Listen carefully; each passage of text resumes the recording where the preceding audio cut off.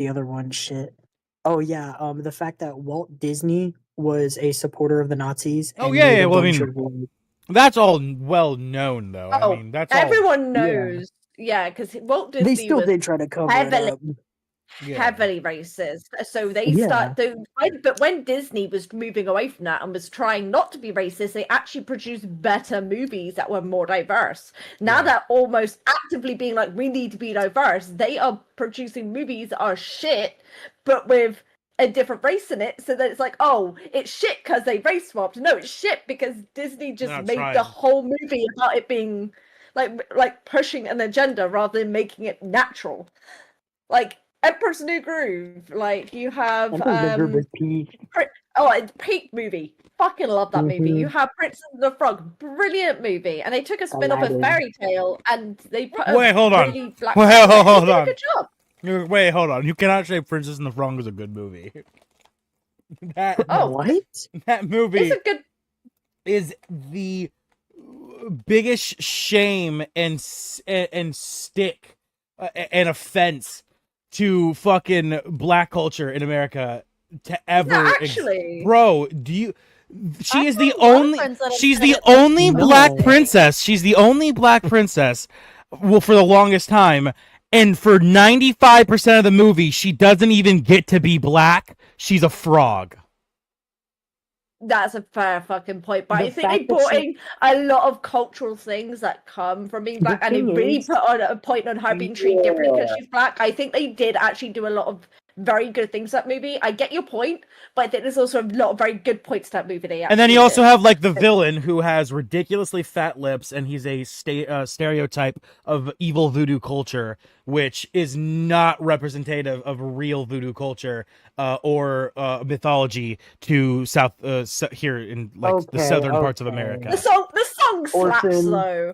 The song Orphan- slaps. As someone I'm from gonna- the south I'ma of give you- Florida, the movie's well animated, of course. Most Disney movies are, but it leaves such a sour taste in my mouth every time I watch it. It's not a Florida movie though. It's Louisiana. Louisiana and Florida are the same culture. Louisiana and Florida are the same cultures. First of all, as a Texan who is right next to fucking Louisiana and having that be the only state I've gone to, that is just false. What do you That is mean? absolutely false. Florida and Louisiana are two completely different cultures. Bro, And it's the whole point of both the movie, Florida, and both. also the fact that she was black or didn't get to be black 90% was that it was taking culture of Louisiana and it had nothing to do with the fact that she was black. And that's what made it so good, is that they didn't focus on the fact that she was black. They focused on the fact that she was having trouble with her diner. She wanted to meet a prince and get wealthy and like pay for her diner as a dream But job. the fact that they She did. refused She to did. allow her No, to she be didn't. black the whole movie is ridiculous. They should allow her to be comfortable in her own skin No, and I be think- proud of who she is. But I think most of the time, Soul. I think Soul was worse with that than Soul, Princess and the Frog. Soul's another absolutely, perfect yeah. example. They just did the exact same thing again. They once again just said, we're going to do black culture, but we're not going to let them be black because that's not what a white American wants to see. They want to enjoy the fun culture, but they don't want to be reminded of their skin color. And that's why But it's can fucking we- disgusting. But can we talk about how DreamWorks produced one of the best live-action remake movies? Which one? What is it? Compared to Disney, How to Train Your Dragon. They did that brilliantly, and I don't care what anyone. I haven't fucking watched says, it yet. They did, I haven't watched it. I haven't watched it did yet. a brilliant fucking job. They did a I haven't brilliant seen fucking it, job. but from what I've seen in like the trailers and shit, Seems like it's does look good. amazing. It does look pretty good. Yeah, no, I definitely don't doubt that. Also, looking for Disney and live action movies, I don't know what you're expecting from them. None of their live action movies have been good. I The enjoyed only one I genuinely liked, hot take, was Aladdin. Little Mermaid slapped. I don't know what y'all are talking about. Little No. Mermaid slapped. That shit was No, fucking the fire. CGI, the Little CGI Mermaid was was fucking shit. disgusting. It was so bad. It was so bad. Like Halle Berry, you're amazing, but they fucked you up with that movie so fucking bad. But that poor ass CGI, it was so half-assed. did. They were, and it just didn't make sense. Like there was certain aspects about the movie that I might felt need to like didn't rewatch make it. sense. I was tripping on mushrooms when I watched it, and that was really colorful. That might be why I I remember it so refuse to well. watch it. Yeah, I was about to say. I refuse to doesn't- watch it. I have also- never been a fan of. I've never been a fan of Aladdin. Yes, Robin Williams is in it, but it is not his best animated movie by far. Oh, by absolutely far. not. Fucking Osmosis And Jones was. that's the only reason people like Aladdin is because Robin Williams is in it, but the film itself is not good. I actually preferred the live action. I think the songs were better done in the live action with Blue, but once they made him like look generally like normal, like himself, the film is brilliant. As a connoisseur of Aladdin, those were the only Yeah. movies I watched growing up. That and Timmy the Tooth, if you know, you know. But like Fern Gully, for Oh example. God! Robin Do not Williams bring in up that as Batty. movie. Jesus, don't even bring up that movie. That movie is fucking. Oh my God. That movie is so bad. It is Batty. No, him being Batty and that was fucking iconic. Yeah. But I'm not gonna lie. If I remember correctly, I do believe he said after he played that character, yeah, I was a little uncomfortable. I felt like they were trying to make me play a racial stereotype. No, you're just crazy. No. Batty is like ghetto. No, he's not. No. He was a bat that got experimented on, so he's just No. I mean his fucking language. movie. The way, and specifically, they even did. They gave him a rap. The rap it's not. The rap slaps. It's not a great. It's not as bad as some of the racial stereotype roles that actors have played, but yeah, it's definitely an interesting character. Can we stop replacing gingers with black people in movies? I think this is something that both communities agree on. Make a new movie. What do you mean? Make a new movie. Wait, no. You did Hold it on. with Moana. Moana was amazing. You did it with that. Sorry. There's no excuse why they can't make new good movies with diverse characters. I stand with South Park. I stand with South Park. Be rid of the gingers. Let's fucking cleanse. I stand with South Park. Stop showing up to D&D, Glenn. I'm kidding. I'm fucking with you. Oh, fuck! No wonder I've been feeling my soul slowly seeping away. You bastard! You've been sucking it through the fucking Discord call! You son of a bitch. That no was so convincing! Motherfucker. No. I'm just a little guy. You're just a little guy, yeah. That's why you've been gaining more freckles every time we see you. I've been gaining more freckles because I work outside now. Oh, yeah. Okay. Definitely not because you're slowly stealing more people's souls. Also, King asked someone to drop the one link. What does that mean? One link? I'm confused. What's one link? I don't know. King? What are you talking about? The Albert link. It's Alright, if you Albert don't, link. go into Campaign Monday, click on the pin at the top, and it should show up there. Yeah. It's It not doesn't show coming it, up. I'm a It's little not guy. letting me even search it.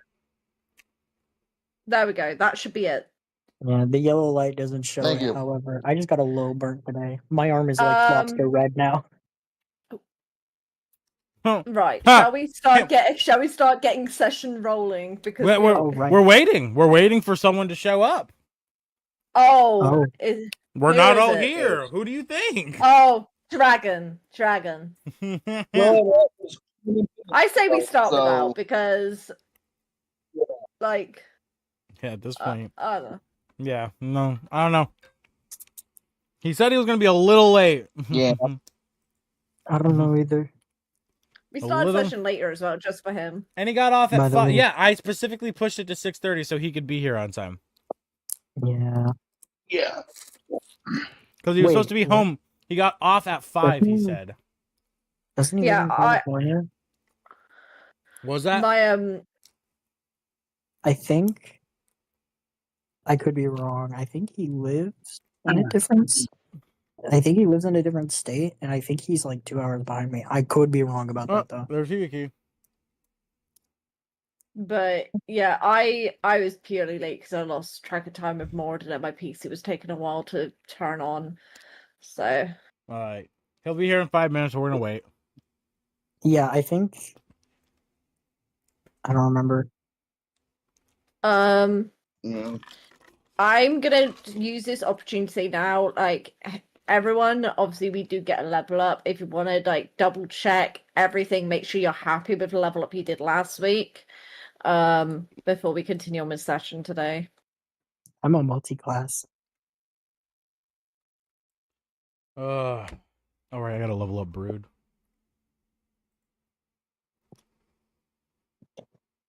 Oh yeah, I have a. Are you gonna introduce me as Oros or my new character? Mystery. Orphan. Okay, just introduce me as Dead. That'll be fine. Oh fuck! Or- Right. I didn't fucking. Orphan. I have the banner ready.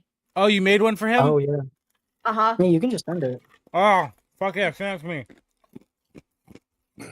I'll send it to you. I'm waiting until your character's introduced to put it in the banner chat. It's fine. I don't want it to spoil the introduction for everyone else. Essentially, I like obviously I had to have it spoiled for me because of the fact of You were making the banners. I'm making the banners, It's which also I in honestly, character chat. honestly, I feel like the banners was such a goated idea because when we are introducing our characters, they are so useful to refer to, rather than looking at the character sheet. Which is part of the reason why I came up with the idea.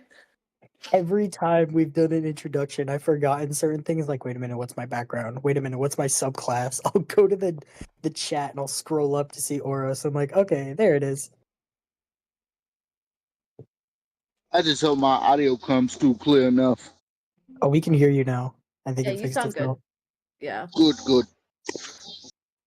Also, he said y'all can start if y'all didn't already. Yeah, I know, but we're gonna. It's not as. It's we gotta have him here for introductions and everything.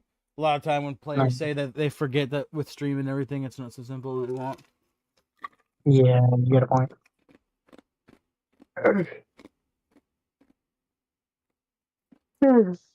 Also, a really good Robin Williams film I love. Let me just get it up so I can make sure I get the actual right name of the movie. I feel like it's one not many people have seen, but it should be well known enough that you guys would have heard of it. I'm just getting so peed off with my Google Chrome at the moment. Oh, Patch Adams. Fucking love the movie Patch Adams. So good. Such a good.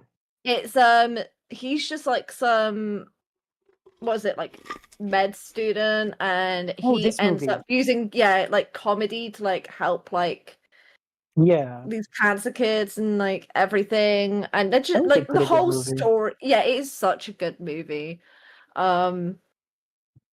Him in Night in the Museum was pretty good as well. With Hook, I also had Flubber on VHS as well. I had a green VHS tape for Flubber. I haven't watched Flubber in a long time. Yeah, I haven't watched that in a minute. Bro, not gonna lie, on the topic of Aladdin and the live action, a hot take for Will Smith movies, I think Shark Tale sucked. That movie sucks. That movie was abominable. Bro, Shark Tale sucks. You want to talk about bad CGI? Y'all want to complain about the CGI and fucking the new Little Mermaid movie? Bro, I think bad CGI. I think that movie. That movie. That's that is bad based on the fact that it's supposed to be an animated movie. There's not meant to be any live action aspects in it. They poorly animated it, but when you're doing, there's so many live actions with decent CGI, but they just feel like the budget just wasn't there. They were doing something really fucking shit with Little Mermaid. She was floating up the rock as she's singing, and it's just what are you doing? I must have been tripping so hard in shrooms I didn't notice anything but the fucking great ass colors, because the colors in that movie were fucking fire. I think the best animated movie for Will Smith was Osmosis Jones. That shit was peak. Yeah. Yeah. I think the best moment of Will Smith's career was when he sent it sinking down the ship as he slapped the shit out of Chris Rock. That was great. That was my favorite part. I liked whenever he got interviewed by his own wife about the man that she cheated with him with. What a cuck! What a cuck! Honestly, that is honestly a good animated movie. Happy Feet. I didn't even know he was in that. Yeah, he's in it. Happy Feet was pretty good. He Hey, buddy, I'd like to tell you also, he voices a couple. Leafeon, that's so funny you just said that. Osmosis Jones is Chris Rock, not Will Smith. What? Os- I'm dumb as shit. Osmosis Jones is the one who got smacked in the fucking mouth by Will Smith. Wait, I Yeah. It's could have like- sworn. No. Is he not in that? He's not even in it. Oh my He's god, not I feel even. so racist right He's now. not even in it. I feel so racist right now, bro. It's so funny too because Dumb as shit. you chose the man who slapped the shit out of the actual voice actor that you thought. Oh my god, I'm dumb as hell. Will Smith hit Chris Rock so hard you thought he played Osmosis Jones. Bro, I feel so dumb right now. It's I'm like tired from work. and- Leave me alone. another movie that was animated that Will Smith was in, which it's a mixed opinioned movie. Some people like it, some people hate it. Robots. He played the Oh! red robot in Bro, that. Robots was my shit. That You movie's played the another Red movie Robot. that Got gives this me on nightmare. DVD. That movie's another movie that gave me nightmares as a kid. That fat fucking robot. God, that fat robot really made me violently uncomfortable as a child. I remember But that I car watched sign that Gremlins board as a existed. child, so I was traumatized by any time I saw like a Furby because they reminded me of Gremlins. A movie that traumatized me growing up was Wallace and Gromit and the Hey. Were-Rabbit. Oh, It's so specific. yeah, Something yeah. about that movie gave me nightmares, bro. Claymation freaks out a lot of people, to be fair. Oh, No, yeah, I but love to the be other fair, ones. a good claymation movie, Chicken Run. Fucking love Chicken Run. I love it so much. I don't My want favorite- to be a pie. I don't like gravy. My favorite claymation is Paranorman. Love Paranorman. Mine's probably Nightmare Before Christmas or Caroline. They're both really good. Both those. Hot take. I think Corpse Bride is better than Nightmare Before Christmas. Hot take. No, I that's think, valid. Hot take. I think James and the Giant Peach are better than all three. Don't think I honest to God, I don't think I actually watched Yeah, that movie. yeah. You want to hear a real hot take? Yeah, that's what I thought. Leave you on. I went steaming. No, you unlocked a fucking memory from 4th grade, bro. Yeah. I went to school in the ghetto, only white boy in my school, and we read James and the Giant Peach. I had to read the part with the N-word, but it was like scribbled out of all of our books, so I didn't know what it was. And as I get to the word, all I see is like an N, and it's like blacked out. My teacher just like says out loud, just, "Oh, by the way, that's a slur, don't say that." I'm like, huh? They really had us reading some fucked up shit in school. Like I was doing of Mice and Men, and like they had us reading some fucked up shit and just being like, "Yeah, this is absolutely fine for you to listen to," like and just read. I don't know why I got this idea, but right before COVID started, I had to do like an essay about a book and had to be like historical. So for some fucking reason, I wanted to do it on the fucking Unabomber's manifesto. It was either Sounds his or like you Hitler's. It was came the to history insanity. class. Leafeon, you just No, admitted to that the- live on YouTube. The I believe, way- my brother, you are now on a list. The way if I was given that, I would have found a book about like Jack the Ripper, some weird like Tudor torture devices, some weird ass shit like that to do an essay on because that was my shit in history class. Like I enjoyed writing about stuff like that because it was like something about getting into the minds of like people like that when it's written by them, it just feels more interesting. And I remember later on, I did an essay on Hitler's manifesto. And that was because we just had to write like an or not an essay, but we had to like explain like parts of the book and everything. And we had to like, end quotes, get into the mind of the writer. And I asked my teacher beforehand, she was fine with it. This was in high school, by the way. This was in high school. And I was like, you know what? So I killed a Jew. I fucking did it. That was the thing, is that we had to like make photos for it, but like the teacher was like, since you're doing that, don't make photos for it. Just find actual pictures. And I was like, okay. So I did. I love how There they was all some collectively outliers. had us watch The Boy in Striped Pajamas in school to like be That like, was a this good is movie, what though. it is. It is a very good movie. But they all Mhm. collectively wanted to be like, let's traumatize you for like what was happening during those times. And it's just Bro. I don't know. It's pretty important information that I think kids definitely should know about to Oh, stop absolutely. further the thing is, generations from I causing such thought hate. like I get us being taught that, but I almost because it was just background, like just taught in my background. I didn't really think overly heavily amount of it. Like it was just common sense to me to just have that knowledge. But there was straight up like Which younger is very generation good. people. There was a younger generation of people that didn't actually know that much about it, and like they haven't heavily been taught about it. So especially like when Stranger Things came out, a lot of people were tattooing like the numbers on them without understanding like that was a similar thing that was done during World War That was II. a And Yeah. it's kind of like there's such a lack of knowledge being taught about it now, which is crazy to me. Oh, And oh, like it's easy to explain. America is cultural center of world and trendsetters for pretty much the entire world. And because of that, what most people here in America do kind of becomes the standard and norm for culture. And schools, at least here in America, have entirely abandoned the concept of truth and rather anything teaching history about minority groups or any such things, race, gender, sex, is considered indoctrinating children and brainwashing them into being liberals. it's So it's dangerous, and instead we have to yeah. teach the old school history, which is true, and isn't influenced by the liberal media and the leftist agenda. It's like generally what I've realized as a Brit is like Americans seem to heavily teach more about their own history rather than world history, while the rest of the world would generally teach world history, which is very interesting. And it's also very like one of like the common jokes is like, how can you pick out an American in a crowd? You say, "Hey, what country are you from?" All of us will say the country, but Americans will always say the state. yeah. Like Yeah, most Americans don't even understand that South America is a part of America. It's South America. We're North they're like, "Yeah, America. Mexicans It's aren't all one. Americans." It's all one America.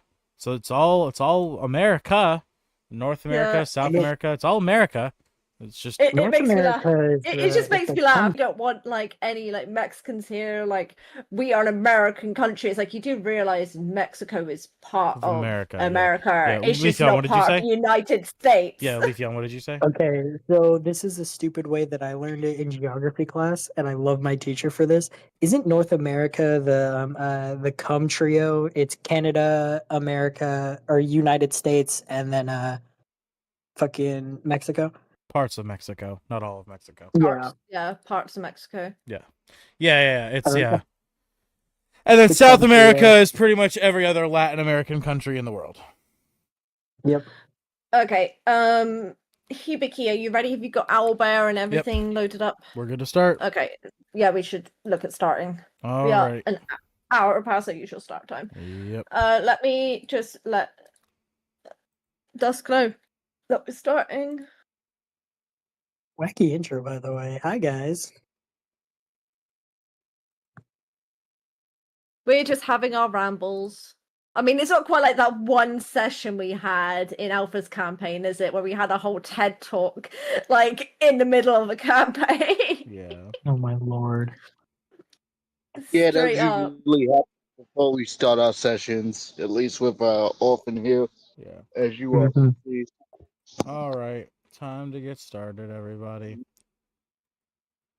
All right. When I say Okay. your name, please introduce yourself as always. Go down the list. Be getting started in 3, 2, 1. Good day, my orphans. I am the Orphan of the Orphan Network, a voice to guide you through your parentless life. And today we will be continuing our series, The Princes of the Apocalypse, with episode 5, as our group has finally cleared the Necromancer's cave of Lance Rock. We will be picking up exactly where we left off, but if you haven't already, before we begin, please make sure to tap that like button, smash that sub button, leave a comment down below, and tap that notification bell. With that, let us begin today's episode by introducing our lovely cast of adventurers, starting off with the ingenious Tabaxi themselves, Imogen. Please introduce yourself. Hello, I am Imogen Firelight. I am a Fae Baxi. I am currently the class Illrigger with the subclass Painkiller, and my background is Merchant. From there, we have the hero himself, the one, the only, Hibiki.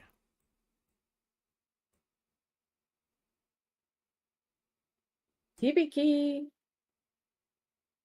Hibiki. Hibiki. I think Start he leaving might and have coming it. back.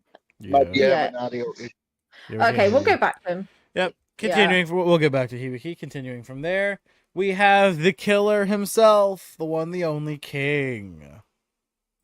Hi, I'm King. In this campaign, I play Zavala. He is a barbarian with some levels in Paladin currently, or one level in Paladin currently. His background is his life was ruined.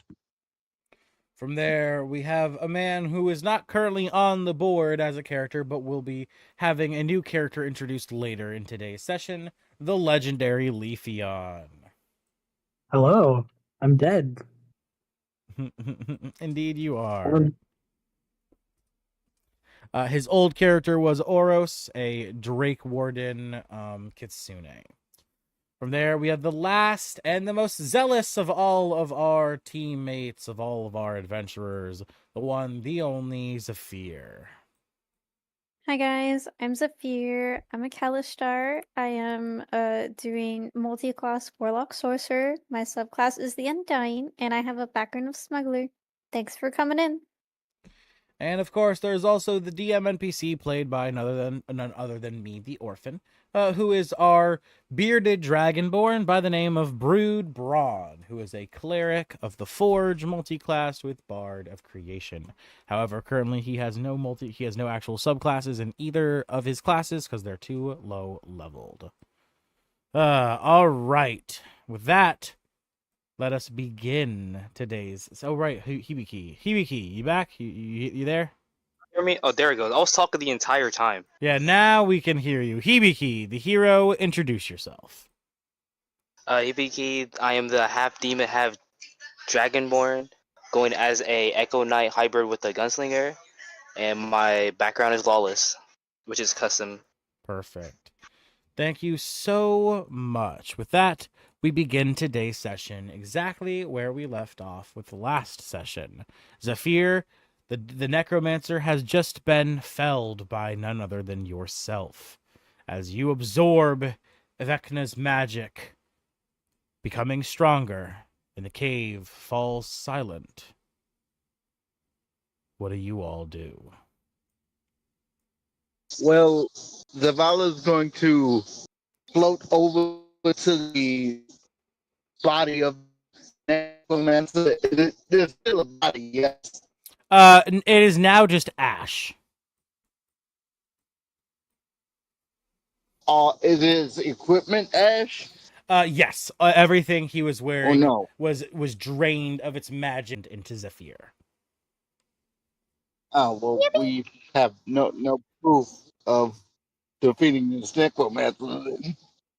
I don't see how we're gonna get paid. Besides, we did it. Maybe collecting some of his belongings that were deeper in the cave. That's what I was asking. Oh, and deeper in the cave. Yeah, well, I'll leave that to the team. Zavala's just gonna leave the cave and look around and see if that other caster staff is still outside. The one from the Wizarding Tower. Ah, okay. So you're gonna go ahead and leave your rage, shrink back down. Yes. All right. As you leave your rage, shrinking back down to your regular fairy size, you begin to float towards the exit of the cave. 1 second, Zavala. All right.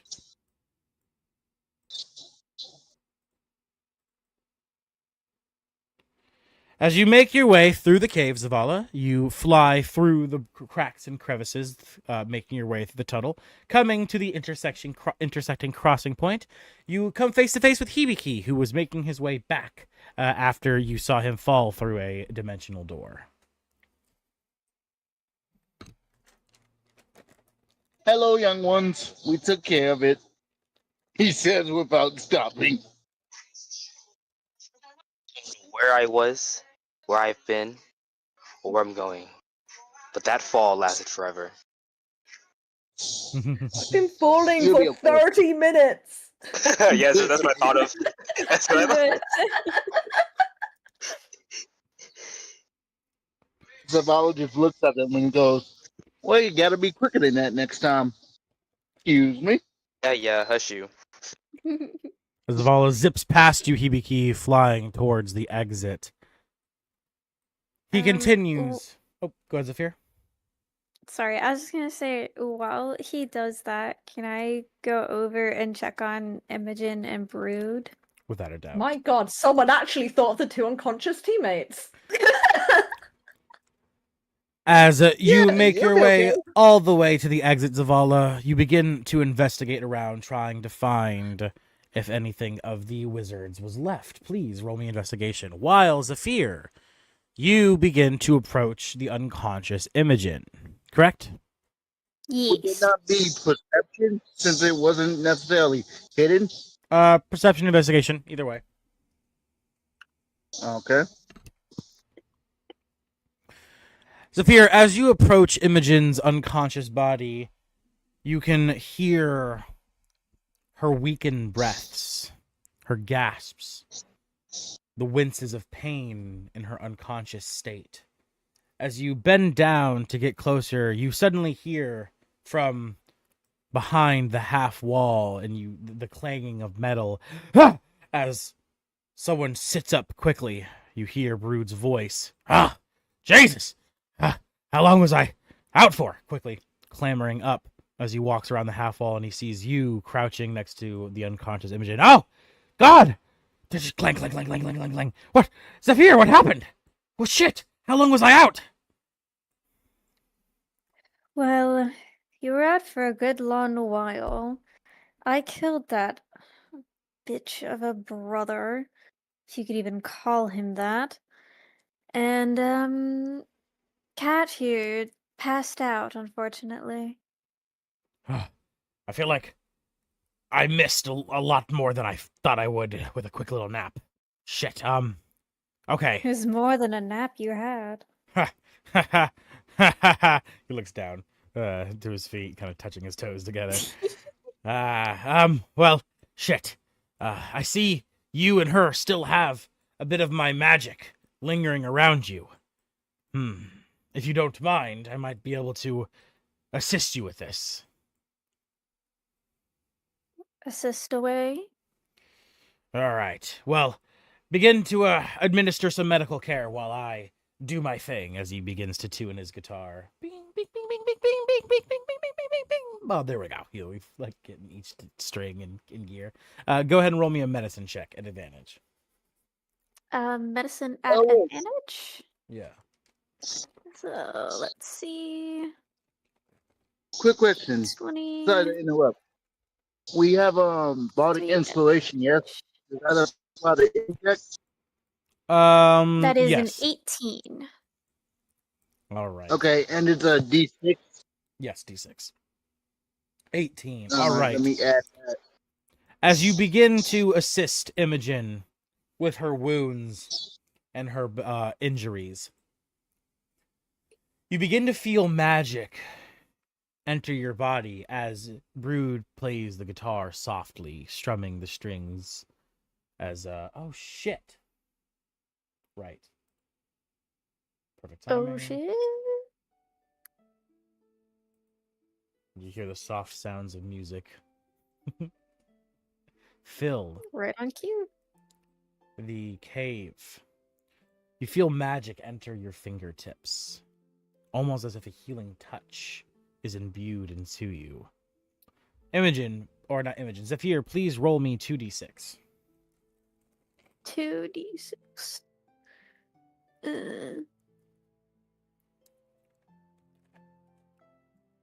That would be 6. 6 total? Okay. Yep. So that comes out to a 25. As you patch the wounds using supplies Brood gives you to sew and seal the cuts, magic drifts from your fingertips into Imogen. You see the stitches and the wounds beginning to a hum and faint glow of energy surrounding where you touch. As Imogen, you shoot awake as you gain 12 HP. Okay. Ugh. That fucking hurt. Where is he? Is he gone? Brood kind of jumps back as you get up viciously and angrily. Zephyr? He's dead. I've killed him. With his own magic at that. Thank God for that. And what of Oros? His spirit was with us, was it not? Is there any saving him? It has vanished. I don't sense it around us.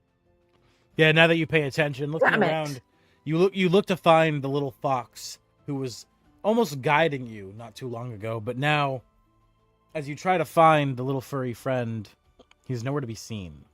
He has vanished.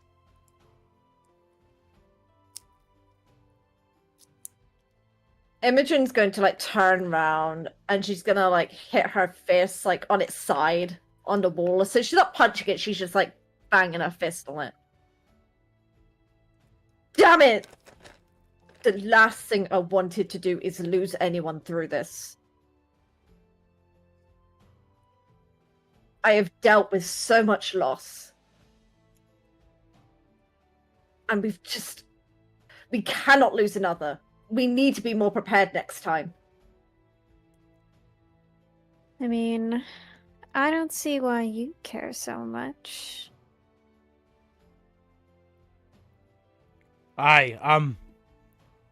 It's okay, lass. Though it feels as if we weren't even able to stop it. Almost as if fate had intervened against our own will. But we did win. The Necromancer has been felled, and this area is now safe for people to travel in once again.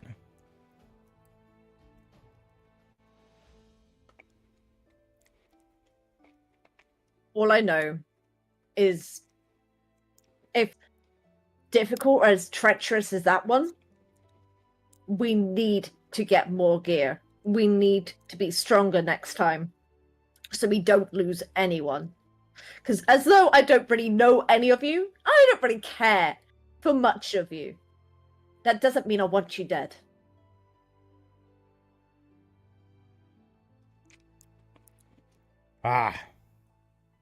It is indeed a sad fate, but nevertheless, we must push on. As he looks over and he sees Hibiki entering. Dragon! Hibiki. It's good to see you, buddy. Where did you disappear to? I am not going to talk about it. What did I miss? I'm not going to talk about it. Looks I have over wings. He looks over to Imogen. Figured that out. And Zephyr, very confused. You have wings? This is bullshit. He fell through a fucking hole in the ground and got transported out and did nothing to help in our fight. That's why he doesn't want to admit it. He's embarrassed because he was of no use. Wait, is she talking to me? I couldn't tell.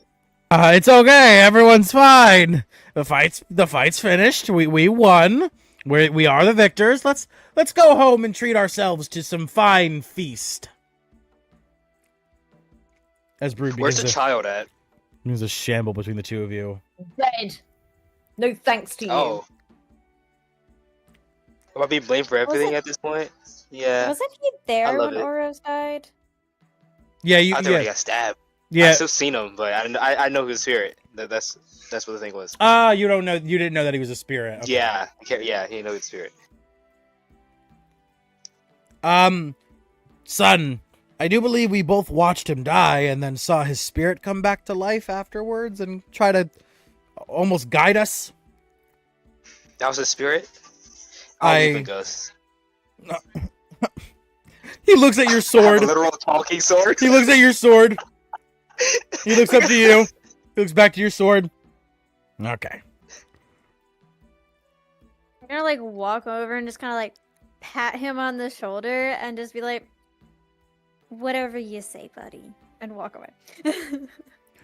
And as Brood is exiting, following his way through the tunnels, he sees, looking over to the tables, a notebook left. The Necromancer seems to have placed it down when he was standing guard at the doors. As he looks over to it and he says, this might prove valuable. Proof we completed the job, since it seems his body is now, as he reaches his hands to the ground, underneath him the dust of the body, nothing but powder. As he looks over to you, Zephyr, giving you side-eye. Listen, I might have gone a little overboard, but he pissed me off by saying that I wasn't good at my magic and that he was going to beat me. He was asking for it. He's a little cretin. I just couldn't help myself. Well, I'll be holding on to this. As he grabs the notebook and he walks over and he says, and you, powerful magic. But with great power comes great responsibility. I heard that in a book somewhere once. I'm gonna yell back after him. At least I didn't fry your unconscious brain. You're welcome. Fried brain. That sounds delicious. As you hear him echo back from down the hall.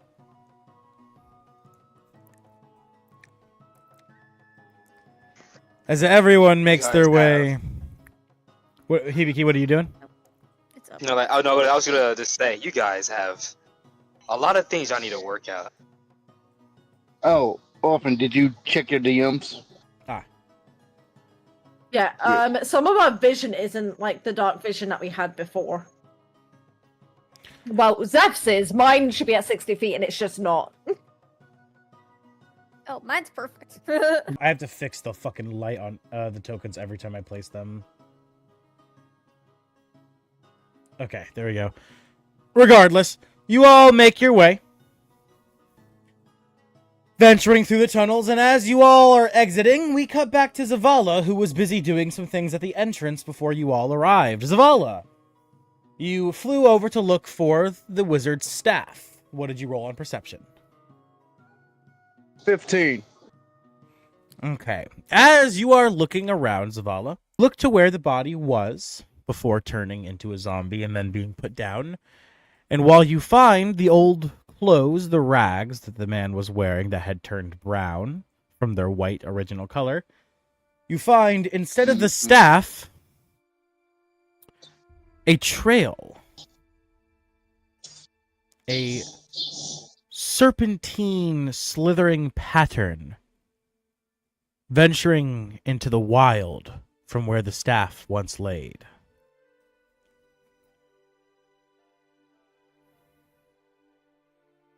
Well, I hope the staff finds its way home. And Zavala's just gonna... What time of day is it? You guys arrived midday. It took you about an hour and a half to clear the cave with a fight. I'd say it's probably about late day. You know, So early. is the sun still up? Sun is still up. It's getting close to setting. Okay. Zavala is just going to. Zavala is going to fly up into the air to a point of maybe around like 300 feet, and he is going to clasp his hands together and begin speaking Sylvan as he addresses the Summer Queen. He's just Okay. going to say, "Hello, Auntie. It's been some time since I spoke to you like this. I don't even know if you can hear me, but a young soul was lost today, a young shifter, and I was sincerely hoping that you could have." As you give your prayers, Zavala, you peek your eye open for a brief moment, hearing something, a yip in the distance. As you look down to the ground, far into the brush, you swear you see sticking out of a bush a little tail, white and orange, before it pops into the bush and disappears. Zavala will just smile and sort of nod to himself as he descends, wiping away tears from his eyes. As you lower to the ground, you begin to hear your allies exiting the cave. Clang, clang, clang, the metal of Brood's armor slamming against each other as they all make their way to the entrance, beginning to exit. Does anyone say anything to Zavala?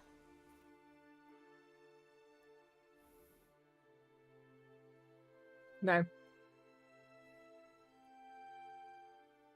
I mean, you see anything ahead while up there?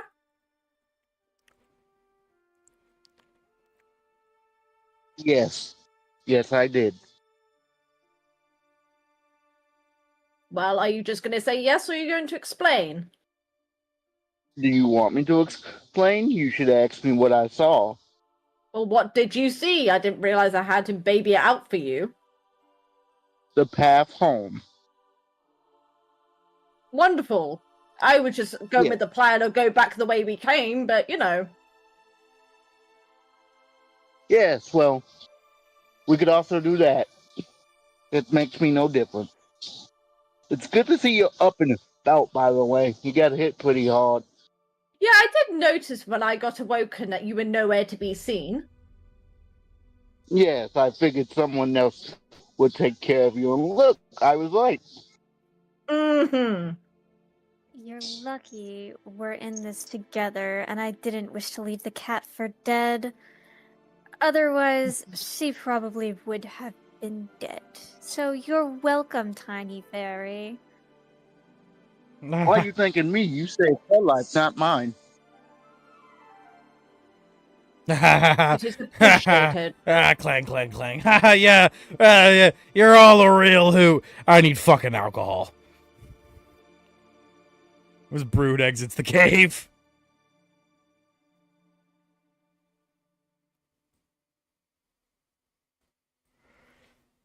As Brew walks past Zeph and like says that, she's just gonna kind of mutter under her breath, "Not a hoot. If we were, the cat would be a fucking owl."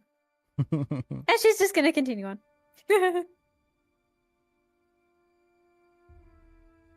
All right. As you all make your way exiting the cave, you venture to a scene change. Not a scene change. Le gasp. As the Necromancer's cave has been Is it- cleared. Ah, it's green. It be green, it be green. Oh my gosh, oh my gosh. The Necromancer's cave, making your way back towards Lance Rock, passing the large jutting stone. Hibiki and Brood, you both feel a connection to this stone. TBK is in here right now. Oh, wonderful. As you He had to take a phone call. as you both pass, yeah, well, whatever.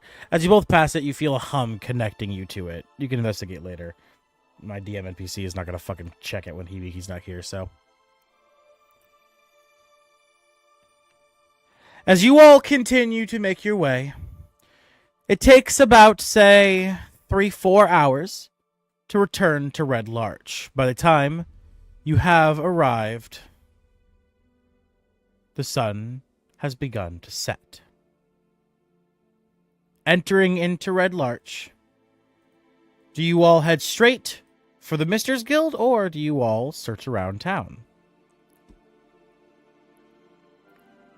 Are there any I am going to- merchants in the town? You did notice upon leaving Red Larch that there are many buildings of interest and note. They are all marked on the map with little dots. Ooh. I wish to find someone that sells potions so I can maybe heal myself next time when I get a little bit too injured. All right. So you would like to look for a potion salesman? Mm-hmm. All right. Very well. Everybody else, go ahead and start making plans now while I do something, and then we will get to that. Is the okay? I have a couple plans I need to get started. Okay. A couple things I want to ask for clarification reasons. Okay.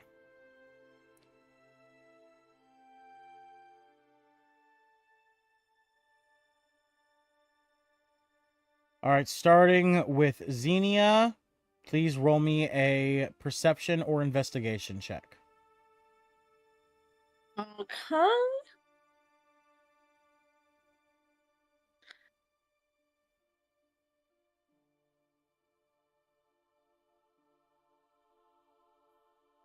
Well, that went well, didn't it? Yeah, you are rather exhausted, Xenia, as you a potion smith. Instead, all you find, the only buildings you bother to check are the buildings that are on your way back to the MR.s Guild.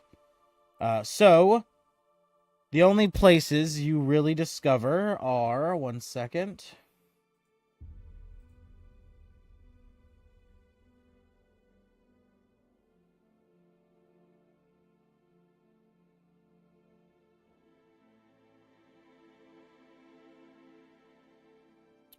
You find an old private home that seems to be dilapidated and falling apart.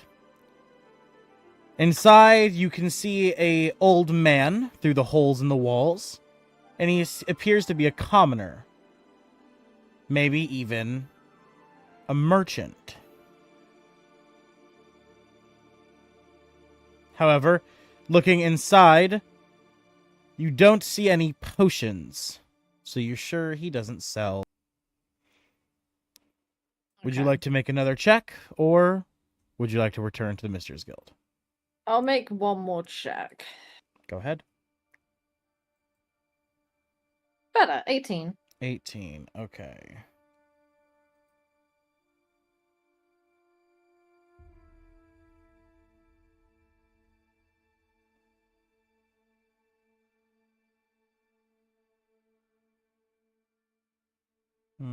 Second.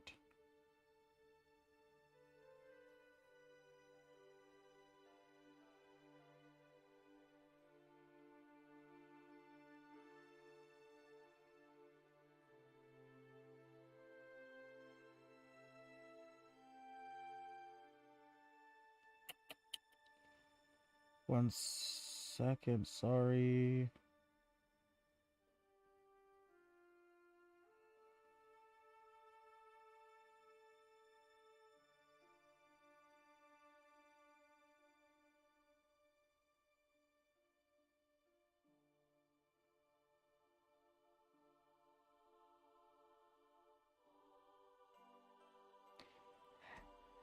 Yeah, as you attempt to look around, you search more and more places, finding places that are of interest. Though, looking for a potion smith, you come to learn there is not a single one in the town. Fuck However, this shit, I'm going home. however, potion smith within the Desirian Valley, which is obviously the local area. So, venturing out of Red Larch, you may be able to find one in the future. Well, this was fucking pointless. I'm going home. All right. What about other people? What would everyone else like to do? Are there any shops around? Like, is there? I don't know if this is a thing, but are there like shops that are like have like spells or like spell books or like spells that I can learn or some shit? Yeah, so you would be it would be like a wizard shop or just a magic shop in general. Yeah. I would say you would follow with Xenia. Shops and magic shops usually go hand in hand. And you would learn the same information as Xenia, that there are plenty of shops, some that sell weapons, armor. However, there are no shops in town that sell magic items. Okay. Okay. That's very upsetting.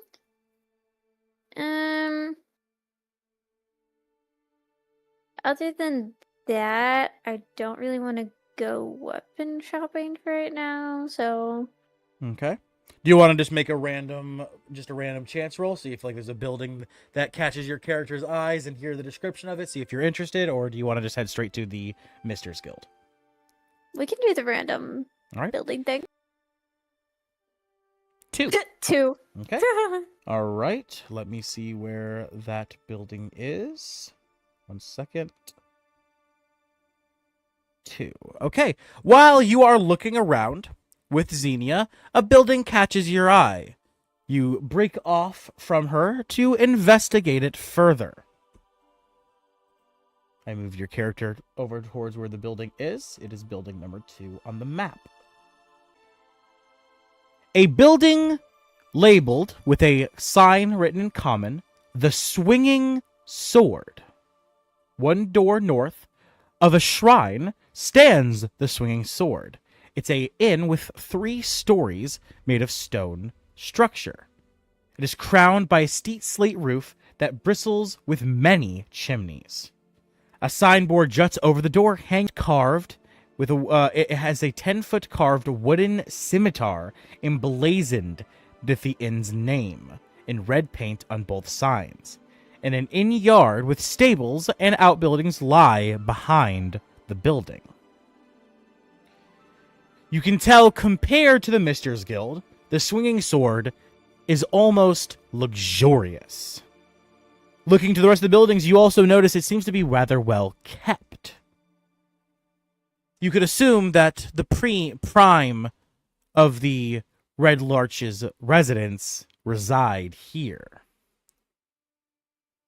However, you do notice one thing.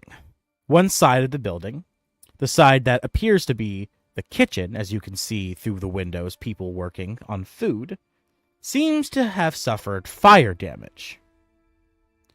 Part of it is even currently out of commission. It seems as well there's someone standing outside.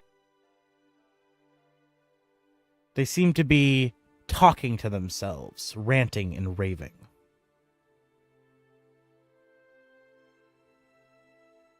Other than that, it seems to just be a regular inn. Do you attempt to overhear what the person is saying to themselves? Sure. As stealth check.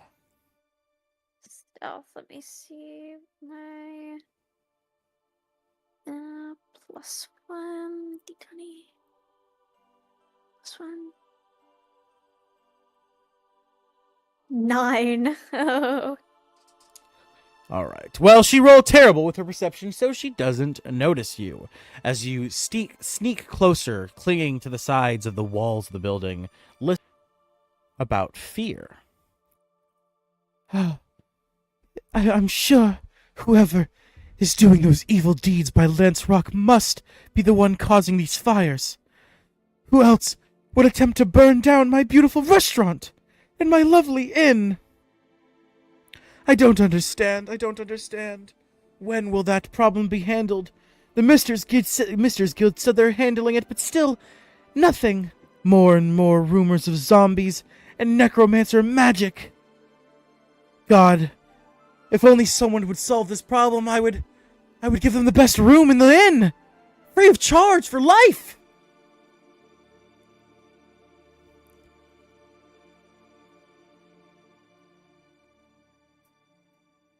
As she falls silent, you see her beginning to bite on her fingernails. Stressed, clearly. Zephyr is kind of gonna walk out of the shadows and is kind of gonna be like,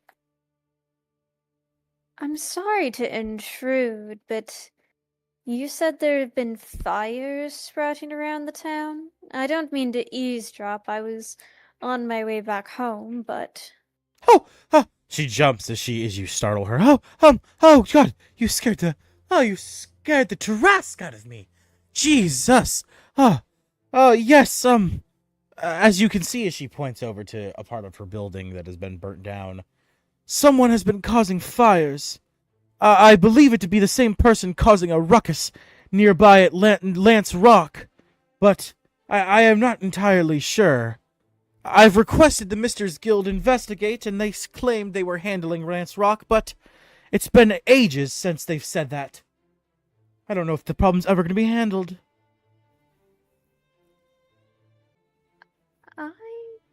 I can talk with someone, see if we can figure out what's going on. I've never heard about the fires and disruptions at Lance Rock. That's strange. Because I don't remember anything from previous sessions about it being mentioned. Lance Rock is where you just came from. Ah, never mind. Okay. We're gonna pretend I never said that. I'm not good with names. I'm not good with names. Yes, Lance Rock is where you just came from. That's the necrotic, the magic that she. Okay. See, that's where you fucked up. You called it the Necromancer's Cave. You didn't call it Lurch. Hey, hold on. Let's do it. Let's do a quick scene change here. Let's look. Oh, wrong place. Wrong scene. Let's look. What did we pass here on the way to get to our Necromancer's Cave? Okay. Okay, all right. Gotcha. Okay, but anyway, regardless, as you say to her. Regardless. Actually, I just came from Lance Rock, and the Mr.s Guild, I can say, has handled the problem. Oh? Are you serious? They finally sent some people to... In theory, yes. If what was affecting Lance Rock was the thing that was causing the fires, then yes, there shouldn't be any more.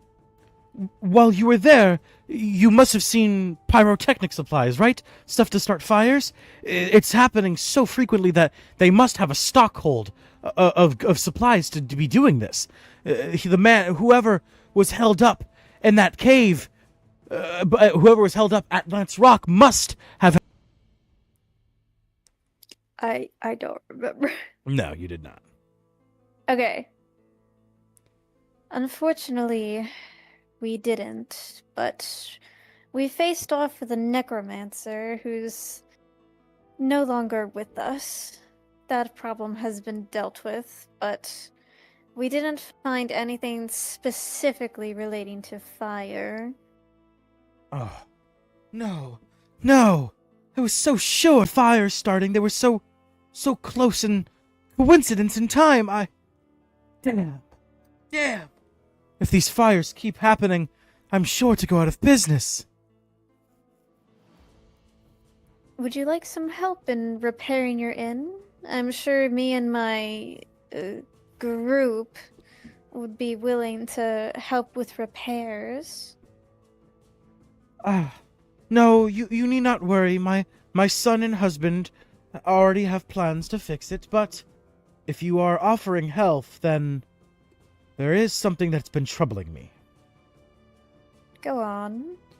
You see, among the guests of my tavern, the Swinging Sword, there is one, Brother Eardon.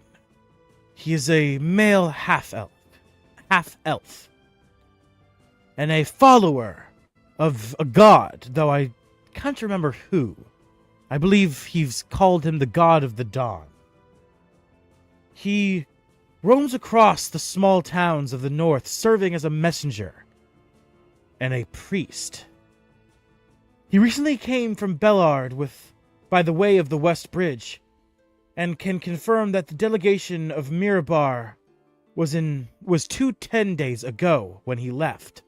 But now we are being told that dwarves were supposed to have turned up, and they are not here. He even told them that they were to have a free room at my inn, which I would have, of course, obliged, but no one ever showed up. I am too, and has requested the MR.s Guild look into it, though they say they are too busy. We are not sure what to do, though. If you're able to help, maybe you could help with this? As Zephyr, you gain a rumor of evil. Again, a what? Rumor of evil. Just Just add it to your notes. Oh, okay. The Is it swinging. like an item or just like? It's a quest. Oh, okay. Yes, it's a quest. Great. You have okay, so I gained a the Word sw- document open. The swinging Cool. sword, rumor of evil. Okay. Quest unlocked. I'm literally going to put that. And Quest unlocked. since you have spoken to her, and honestly, it's other than the guild. Everyone, please put 50 gold into your pockets, as she gives Zephyr 50 gold, and everyone else also gains 50 gold. Hey, shit! As she Y'all looks, are welcome. as she looks to you and she says, Yeah. "And thank you so much for clearing Lance Rock of that abomination of evil. Take this as a reward. I feel much safe." Oh, thank you. I was not expecting a reward from anyone but the guild, but you're welcome if it gives help to the village. Ha! You have no idea. It indeed does. Well, I will look into this, see what information I can gather. I will report back to you if I find out any information. Thank you so much, and if you ever need a place to stay, feel free to come back. I can spare a night or two of a room. Thank you for your kind offer. And as you disembark, heading back to the guild hall. All right. And as you do that, we cut back to Hibiki and Zavala. Who would like to go first? I can go. You can go. Yeah, what were we doing Yeah. though? Because I did tab out for a while. You're back to the town, so you can look around, you can investigate, you can go to a shop, or you can just do a random roll to see what building you... Okay, perfect. Actually, yeah, I like the gambling aspect. Just do a random roll. Oh. Yeah, I'm just gonna roll. Roll me a d20. Yeah, give me 1 second.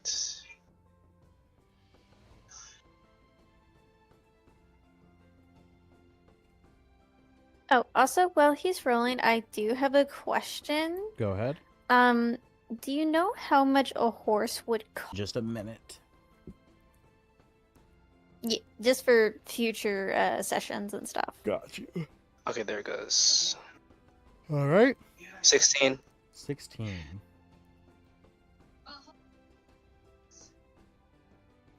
As you're making your way back to the guild hall, Hibiki, you stop at a building directly across the street from the hall. Let me describe it for you. As you approach the building, you see a sign written in common. The sign is in the shape of a wagon. And it reads upon it, Whalever's Wagon Works. It seems to be a rather cheap-looking wagon shop. Though, looking at it, you can see that he doesn't sell entire wagons, but rather repairs wagons. Looking inside the building, you see a man hard at work, replacing the wheel of a wagon, singing and humming a tune as he works, every now and then slamming a drink, which you can smell through the cracks of the wooden walls to be whiskey. The walls, am I like peering through a window or is it like open? You're peering through an open window. Okay.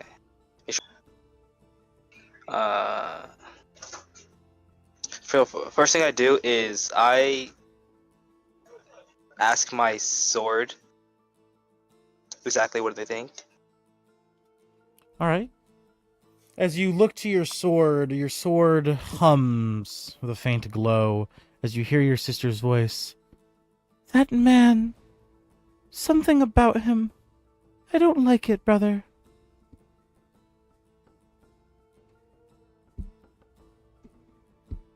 Is it worth investigating?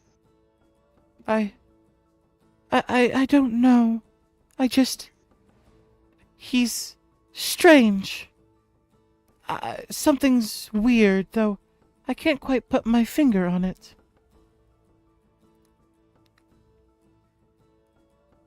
Is the door like is a shop pretty much, right? So I can Yes. just walk in. Yeah, for Okay, sure. I'll walk in. I don't see if the guy greets me or anything. You know, he's probably blackout drunk. As you open the door, a little bell chiming, he turns over. Ah! Welcome to the wagon work. What can I do for ya? What type of wagons do you sell here? Buddy, can't you see? I don't have any stocked wagons. I repair wagons. I don't sell them. As you see, the human man, he appears to be rather brutish, rough cut, wearing oil-stained clothes, rags, and a very thick, bushy beard. Very rude energy. Well, how has business been in these past couple of days? I assume bad with your attitude. Because that fucking bastard Thelorn's safe, my business has been terrible. But Oh? that doesn't fucking matter. I'll just keep doing what I've always done. One day, everyone Which is will nothing see. exactly?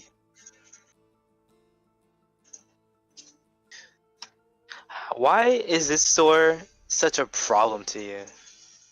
Ha! Because he opened up 2 years after I did, and started selling wagons when I repair wagons. Now I'm fucked. Because for the price of a new wagon, because of the price of repairing a wagon, you can buy a new one. People don't understand the feeling and emotion of owning something your whole life, never giving up on it. And exactly how much are you charging to repair a wagon? 150 gold. It is not an easy Sounds task like a to problem. do. Yes, but is the materials worth it? Indeed. I have to do everything from replacing the frame of the wagon, replacing the wheels, replacing its axles where the wheels sit upon and roll, its ball bearings. There's so much work. And how much are they charging for new wagons? 140 gold. 10 gold cheaper than serious? I can afford to pay for repairs. Yeah, I see what your problem is. And the Well, that materials was they easy use to are figure out. cheap too. Garbage. Cheap as in what? As in, they use soft wood. It breaks and bends so easily. When the wood usually splinters and fractures, causing instabilities in the wagon. Not here. We only use hardwood. I have a slight question. I have a slight question for you. If someone was to buy a wagon from that said store, about how fast would that wagon break? Well, depending on the location you're traveling to, anywhere upon the coast is going to be a death sentence to the wagon. Soft wood like that becomes very weak when it becomes damp from humidity. And on the opposite side of that, going to anywhere too dry will do a similar effect, making it brittle and break easier. Of course, even staying in an area more neutral in climate isn't going to save you for too long, because the wood is so soft that the rough terrain of the paths cause the rattling to fracture and splinter the wood. I'd estimate their wagons last no longer than half a year, a calendar year, at most. I'm not mainly into business, but can't you use that to your benefit? There are some people who do agree that a wagon that breaks down every 6 months isn't worth it, but the cost of repairing a wagon is about every year. So, you either repair your wagon yearly, or you buy a wagon and only use it every now and then and have to repair it and have to replace it after 6 months of use. Most people don't have to use their wagons more than 6 months of the year anyway, so they see no reason to repair when they can just buy a new one. I want to change your thinking process to that, because you can take huge advantage of it if you were willing to lower your pride and just charge less for your repairs. That's my thought. Ha! Don't mind me. I'm just. Prices twice. I used to charge $250, but when they showed up, they started charging $200 for a wagon, so I dropped my prices to $190. And what did they do in response? Drop their prices to $175. So I dropped my price to $150, and they undercut me again by 10 gold. If I drop my prices anymore, I won't be able to feed my family or myself, let alone pay my workers. Who's working in the corner? He seems rather shy, little anxious. So you're both petty. Okay, I understand what's going on now. Boy, you just don't understand business. If it was simply a problem of pettiness, this would have been solved. But at this point, if I lower my prices anymore, I won't even be able to feed myself. Well, you have two options then. You can lower it, take the risk. We'll see about that. Or will we? Well, I said my piece. I figured out what I want to know about. Just a little thing that intrigues me. Very So well. nothing else. I'll be heading off. Well, that will be 10 gold for my time. After all, knowledge Jeez, isn't not- free. Well, then I was just near useless. But yeah, I'll only give you 5 and nothing more. Ha! Yeah, fool. He takes the 5 gold, snatches it, walking over as he sits back down and continues to slam his drink as he continues to work on a wagon wheel. My good deed of the day has been solved as I walk out the building. And you venture across the street to the guild hall to join your teammates. With that, we have one last person. Well, I want to do quite a bit, so I'm going to probably have to speed blitz it. Okay. Step 1, find a weapon shop. All right. 1 second.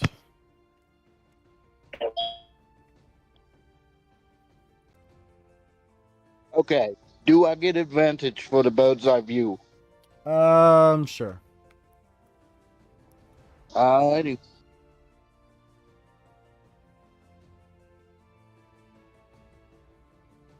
Dirty 20. Dirty 20, okay.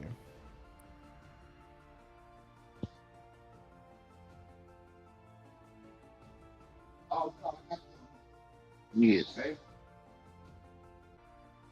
One, to be a place that looks old and run down, that you investigate with Xenia, but Xenia quickly moves on, uninterested. Second one,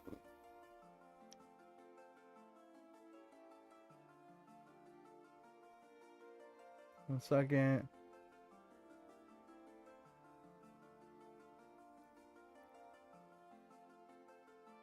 Wish I had the wagon shop. I would have come up with an amazing idea. You find right here a old man's store with the sign that reads Valivos Sundries. It's a new and used goods shop, kind of like a pawn house. And further up,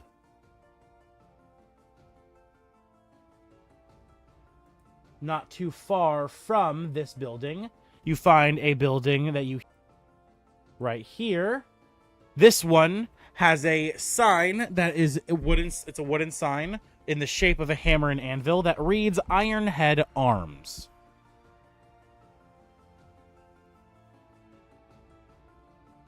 Okay. Ironhead Arms. You want to do Ironhead Arms? Yes. Okay. As you enter inside the building, you find it to have only one resident, who is surprisingly small. As you enter, he doesn't even notice you as he is clanging away on a red-hot piece of iron, shaping it, flattening it for the use of a blade. What do you do? Zavala will clear his throat. You should be able to. All right. Do a d20 roll. Okay. Just a flat D20. Yep. 17. As you clear your throat, you catch the half-orc's attention as he slowly turns his head to you, noticing the noise, as he takes the red-hot iron bar and quenches it into a barrel of oil. As he leaves it soaking in there, he stands, walking over to you. Welcome. I am Ironhead. Good day. Is it good day? I would like to show you. I have not left house. Me not know. It is, in fact, day. I would like to sell you something, Twin. Oh. You sell? Me see. What is? As He will walks over withdraw to the- a counter with you as he taps the counter and tells you to put everything down. He will put down the 2 maces he got from the cult members back in session 1. Oh. I know what these are. These bad. You don't want. No. I not want.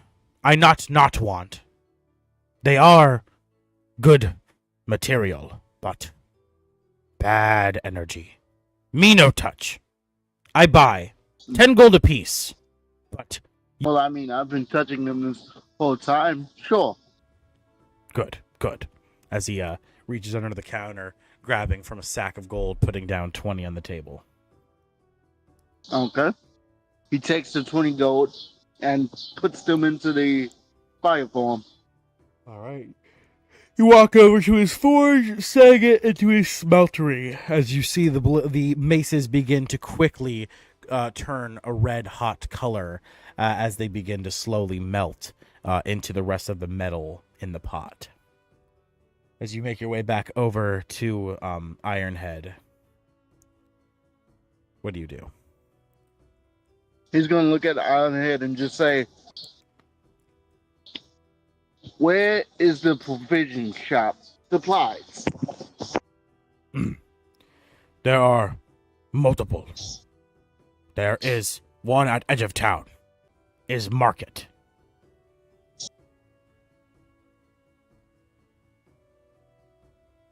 Okay, what is the pawn shop called? Man's name starts with V. Too big for me to remember. Okay, I will check out the market. Thank you. Have a good day. Oh, And he'll leave to go to the market. have a good day. As he turns around and he gets back to working. All right. Quick question. As I'm going to the market, can I roll a perception check to see if I see like any homeless children or anything like that? For sure. As you get And should I instruction, roll as you get instructions on where to go from Ironhead, you begin to follow the path as you look around. Perception as you make your way to the market. Okay. And I'm assuming I get advantage for being airborne. Sure. Okay. Gotta make sure. 17. As you're flying through the area, you do not see any hungry children. And as you make your way to the market, there is a sign in the center of the area, though, that gives you times that when it is open. The next day the market is open is in 2 days. Okay, he will note that down, and then he will see if he can find like an orphanage or something like that. All right. There is not an orphanage in this town that I can say with certain. Maybe actually I'm wrong. Hold on. Let me know if you want me to vote for it.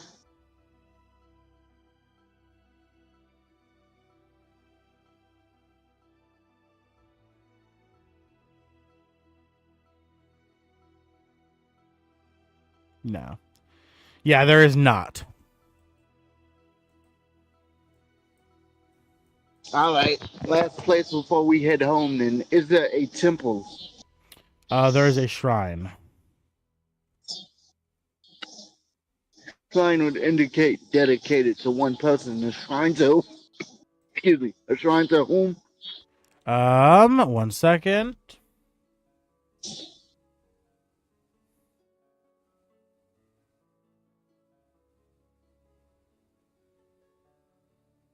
On the west side of the long road, just south of the inn's stable yard, stands what looks like a grand stone mansion. 2 wide wooden doors painted with the symbol of many gods stand open day and night. Inside is a plain chapel with chapel with a stone altar. This is the All Faiths Shrine. It's a wayside shrine used by many faiths and owned by none.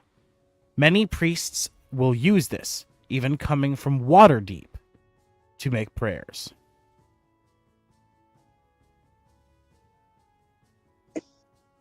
Okay. Cool. That's wonderful, actually. I do have a question I need to answer to. The Williams, is that common knowledge? Pretty much. It depends on where you grew up. Since you grew up in the mines, you would only know about the Norse gods and the Fey gods. So you wouldn't know about you wouldn't know about the Greek gods, you wouldn't know about the Roman gods, and you wouldn't know about the Egyptian gods. Sure. What about someone who is kind of like the own? What do you mean? Well, in D&D, I don't know if you know this, but back before the Pantheons got their wipe and they instated the new gods of the new age. Helm was the only one to survive that from the one above all, Ale. He literally held the line himself. Okay. That's why I'm asking, because he's such a prominent figure. You said you're asking if you know about the god Helm? Yes.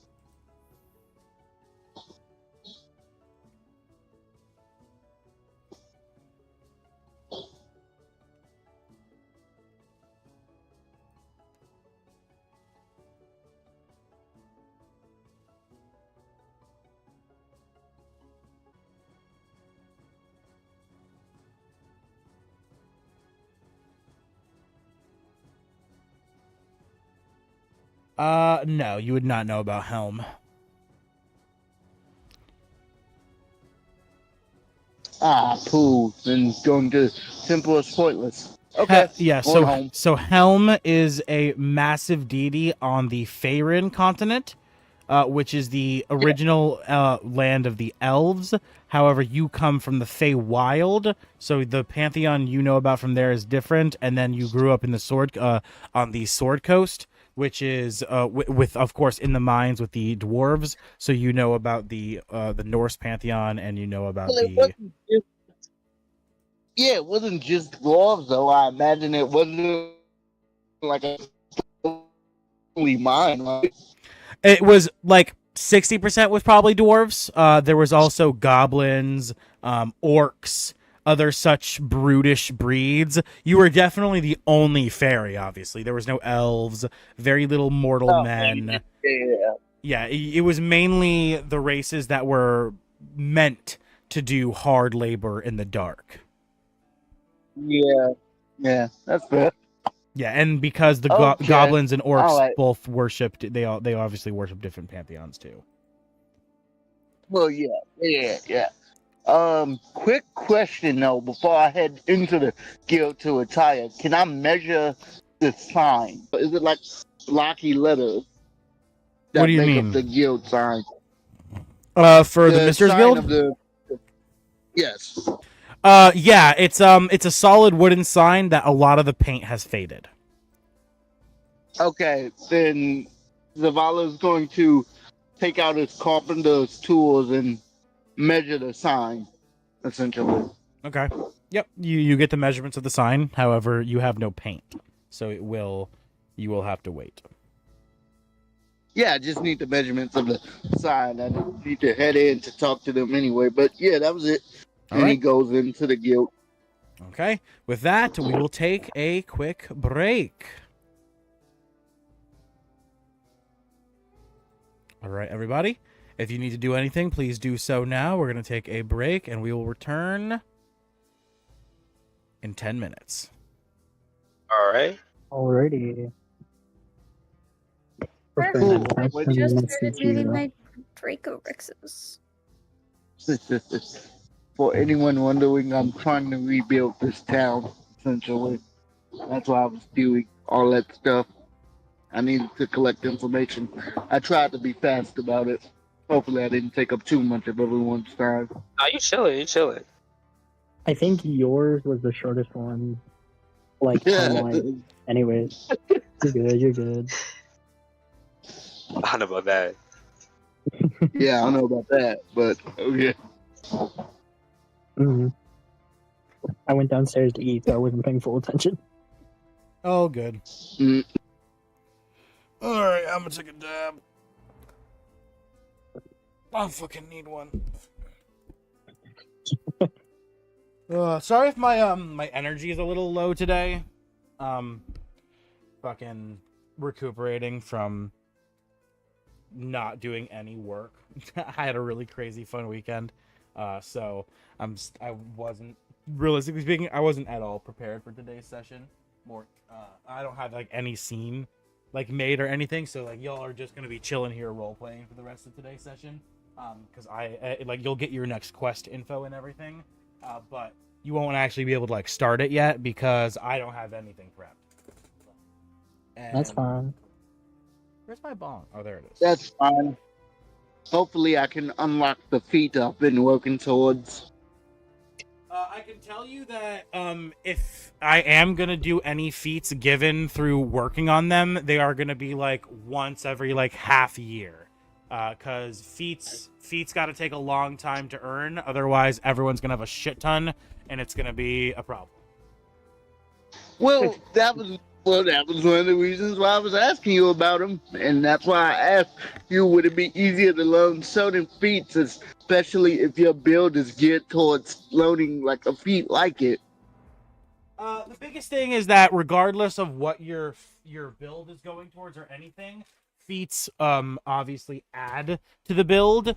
And you should limit your build to what feats are attainable within your levels, rather than gaining extra feats through just the regular game, because that's obviously not, most DMs just don't allow that. I will, but like I said, they're gonna be very like, you're probably gonna get 2 per act, maybe, if you're like, I honestly really should limit it to like 2 in the first and then 1 continuing from there, because otherwise, if I give you the ability to learn 2 feats outside of your leveling, by the end of the campaign, everyone will have an additional 6 feats with their level, the feats they gain from their levels, which means, I mean, that would be crazy for a fighter. But I don't know, if you put in certain stipulations, like you have to work on it or you lose progress towards it, that could work as a balancing act. I don't know,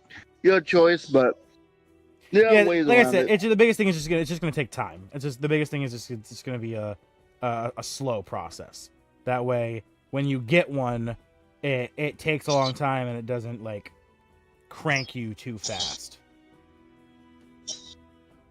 Oh yeah, but I mean, it's me, so either way, with my luck, you're gonna be like, you're too strong anyway. So Exactly. That's you why want I don't need to be giving you extra feats. I'm already gonna have enough problems as is. No, that's the thing. You see, if you give me the experimental shit, I won't go for the tried and true methods. If I go for the tried and true Oh methods. yeah, I either get fucked by the devil I don't know, or I get fucked by the devil I know. Wonderful. Yeah.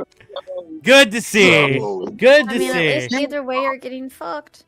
See, that's the thing. I don't want to get my little butthole spread. I'm good. My butthole needs to remain What the tight. hell are y'all?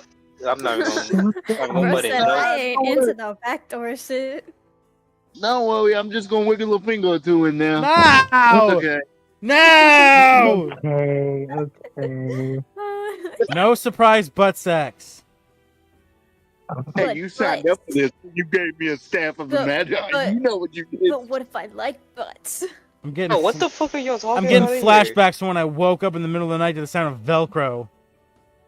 What? What? What are we talking about? Fucking lore dropping? Nah, this is a joke. Unless. What? Unless. No, leave that shit where it's at. Joe did y'all talk about this shit. Y'all can't say shit to me. Bro, what in the ditty did I come back to? It's fucking buggy. It's really I kept telling her no, she couldn't fuck me with the strap on, so she put it on while I was sleeping. That's See, then we gotta fight. that's 'Cause what you rape. do? Then, I was then we about to gotta say fight. that's not You like consent. it. That's I'm shut up. literally rape. Yeah, then we What gotta the fight. fuck? Because if I'm asleep, It's not funny. and you I'm go out sorry. and go to bed, we gotta fight. It's not funny. It's my bad. Bro. You remember what I said? What'd you say? Yeah, God damn it, I'm leaving. What'd you say? Joke's dead. Joke's fucking dead. I heard it, don't worry. You did? Okay, we still heard that shit. Yeah. Bro. I'm trying to think of ways I can piss off Orphan. How wonderful. Glad that's what this No campaign's way. become. No ways. You shouldn't have tried to kill me. You literally singled me out with that goddamn death glare. I That's not even didn't- true. He just Oh, forgot he about almost it. killed me You 3 times wanted in one literally in one fight. He almost killed me 3 times. Hey, you don't want to get targeted? Don't be the tank. That's all I gotta say, bitch. I don't even Oh, take. I'm just trying to save my got a sword point. screws. It's terrible logic. No, our mage is being weird. They walked into the room by themselves, like they weren't gonna get targeted. So I had to walk in between them and got one-shotted. I'm not gonna say who it was, but I wonder who. I wonder who. We only have one mage. I was about to say we only got one mage, dog. I wonder who the fuck it was. We got one mage, one mid lane supporter, and then we got what is essentially now 3 front. Yeah, I'm not you being, are a I'm being hybrid. long range and close range for the record. For the record. You're kind of mid to short, I would say. Depends on how you play it, because obviously if you use your Echo Knight, you would be like longer Oh range. my role is gonna be long not range. now. God damn. We might have to end session now, actually. Oh no, why? I'm getting flash flood warnings. Fuck. I do not need this shit right now. Nuh-uh. Don't make me go. Oh, It's fucking it's pitch black out too. Do not make me go out there in the black and fucking pick up shit for flash flooding. Are you fucking serious? Are you really gonna make me do this, world? Hold on, let me check the areas. Let me make sure, because I was in Adventure. I was down in Tampa yesterday or 2 days ago, so I might still have my weather set to Tampa. Maybe it's not my area. To be Okay. fair, if it's Tampa, it's most likely my area. I'm only 20 minutes. I'm only 30 minutes from Tampa. Still, the 30 minutes can make up to it. Like it can. Yeah, let me check. All right, North Brooksville.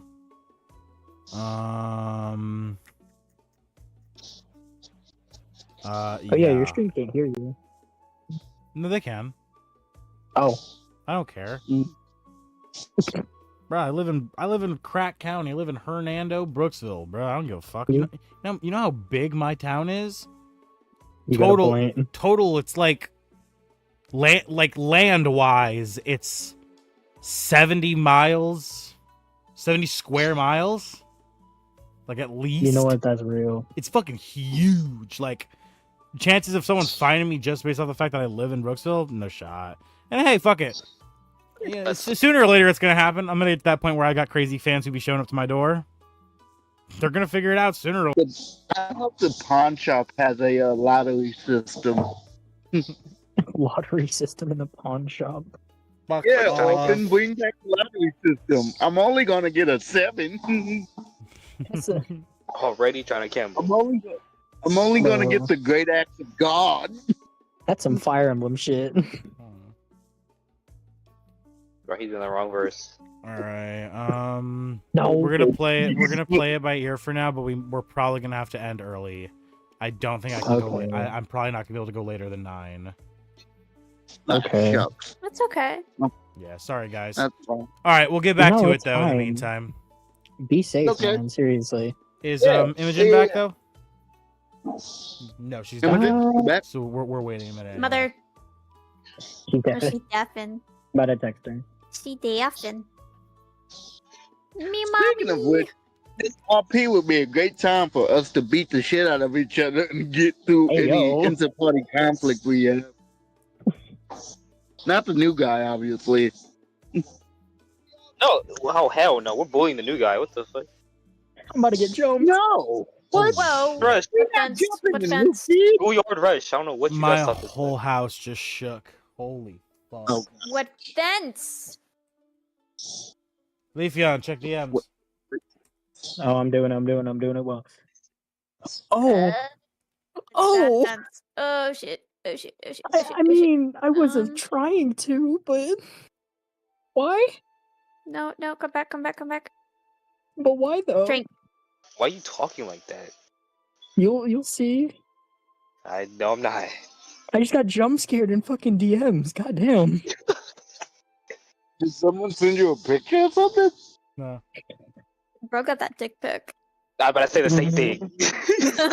You'll leave. Check Like, DMs. mine's- I'm sorry, Mine's right. Leafeon. If that comes off as Wait, what? I don't know, sociopathic or psychotic, That is. excuse me. That, Stage what? Hey, Dusk, you should send it to me. So, huh? Excuse me for What? being a functioning psychopath. well, you got jump scared in DMs. I need to see what that jump scare is. Oh, it's not a jump. It's not. You'll see. It was a Don't jump worry. scare because it wasn't said. I don't. You'll see. Let's Let's got- do it, but not fully. Like I don't want them to like Oh, don't worry, like- don't worry. Just yes. Just say yes or no. It's yes or no. Don't Said give me. it, fuck it. Trust me as your DM. Don't give me stipulations. I promise to not let you down. Yes or no? Please. Okay. Yes. Yeah. Okay. Yes, cool. I guess. Okay. Cool. If he scares me, I'm drop kicking him. Got you. All right. Cool. All right. For real. We are Uh-oh. ready to return. If you haven't already, please make sure to Or open do you stream. want drinks? Make sure to open stream back up. If you haven't already, also make sure to smash that like, guys. I don't know if everyone here has already smashed like. In fact, I'm only seeing 2 likes, so I know all of you haven't. You dirty bastards. You.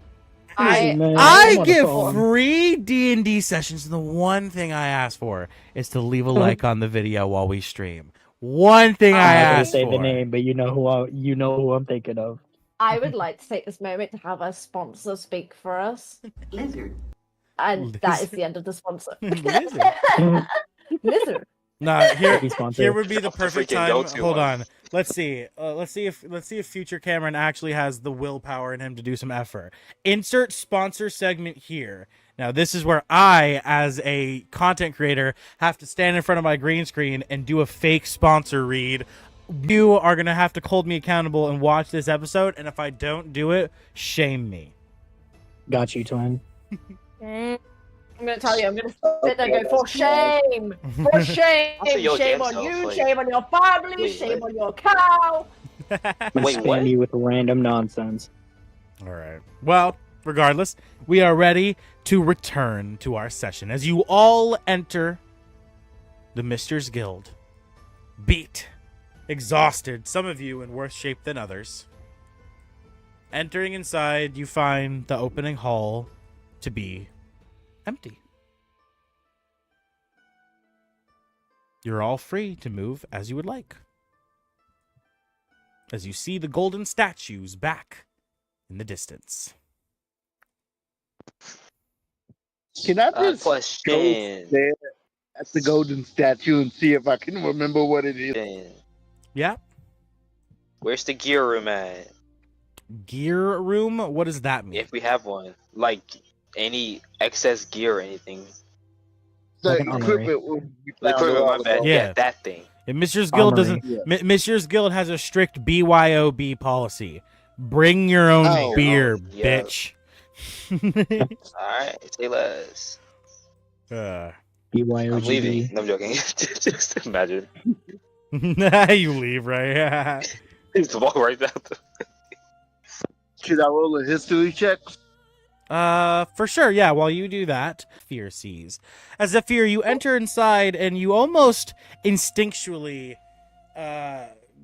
begin to hover. Like a little drone worker bee going for her queen. Over to the direction of the undead elf who you have met before. And as you Listen, walk over to the training room, you do indeed see her. She is sparring with a young man with white hair, wearing a very luxurious cloak of red velvet material and black underclothes. What weapon does he fight with? A sword. A sword.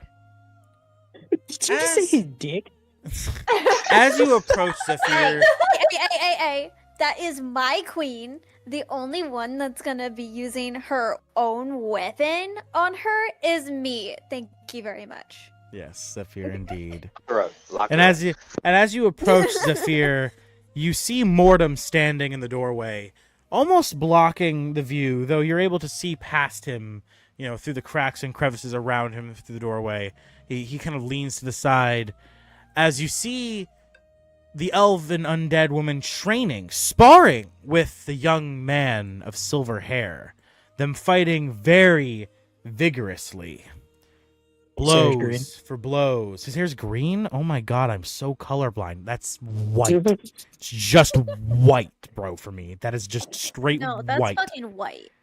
That That- is like so light green that it has the smallest pigment of green. It is No, like trust the me, I was lightest color trying to of get mint. it. I was trying to get it to be silver, but every single time I tried, it just stayed that like Okay. mint green. looks So I was like, you know what? Fuck silver. it. He Yeah. has mint green hair. Okay. No, it's silver. Yeah. It literally looks silver. So yeah, as the Either one two works, it doesn't matter. go blow for blows, clashing steel, Zephyr, you quickly realize that the man is gaining the upper hand. As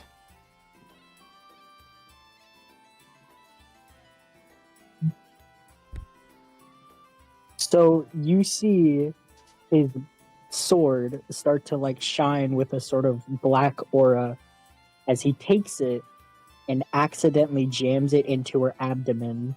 The second he notices, he drops the sword, keeping it in her like stomach, and just stares in horror, like yelling for people to come help.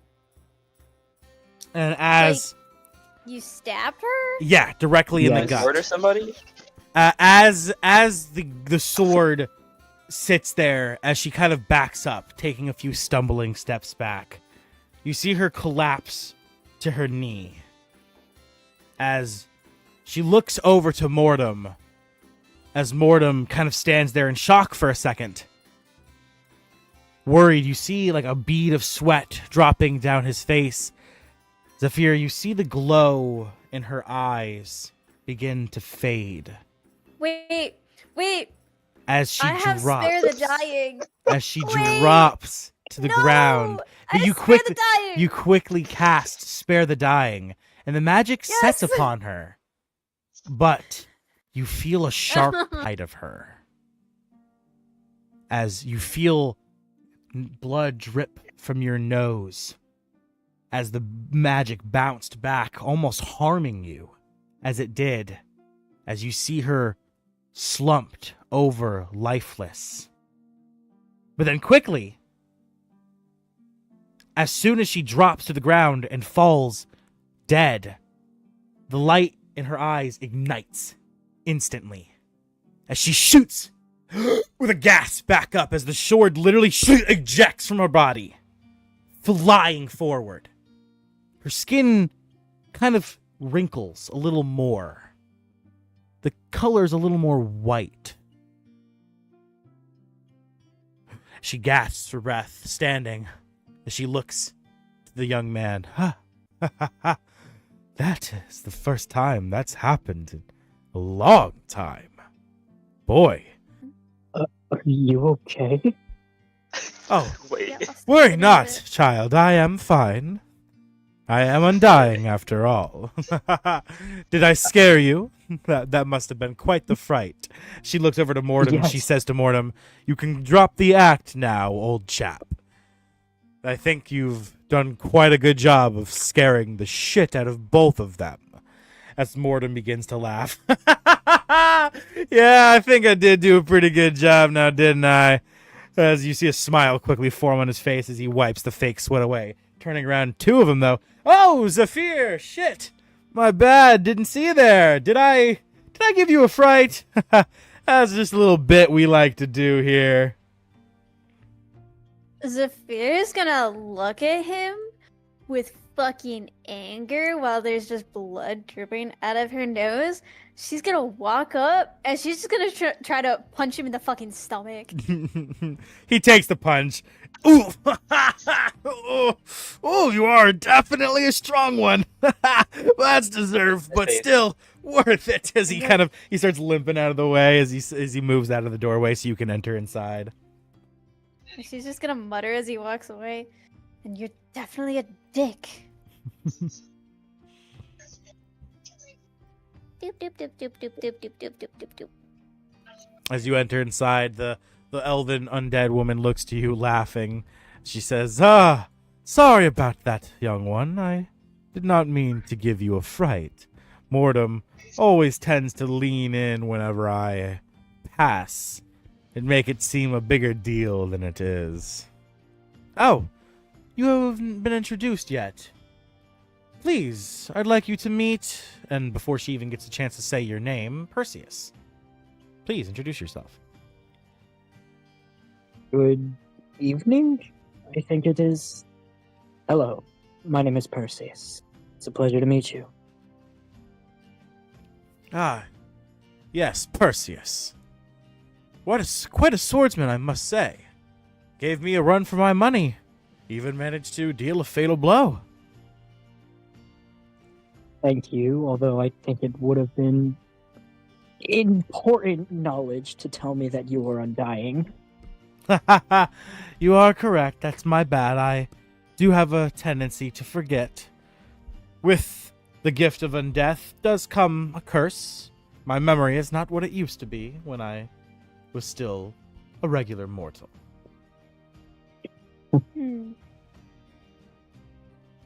Zephyr's kind of just gonna look the new guy up and down, and then just kind of asks, like, fuck, I forgot her name.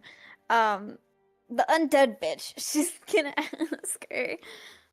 So Shit. Hold on, I give me a minute. don't remember. Give You me- told me give me a last minute. time.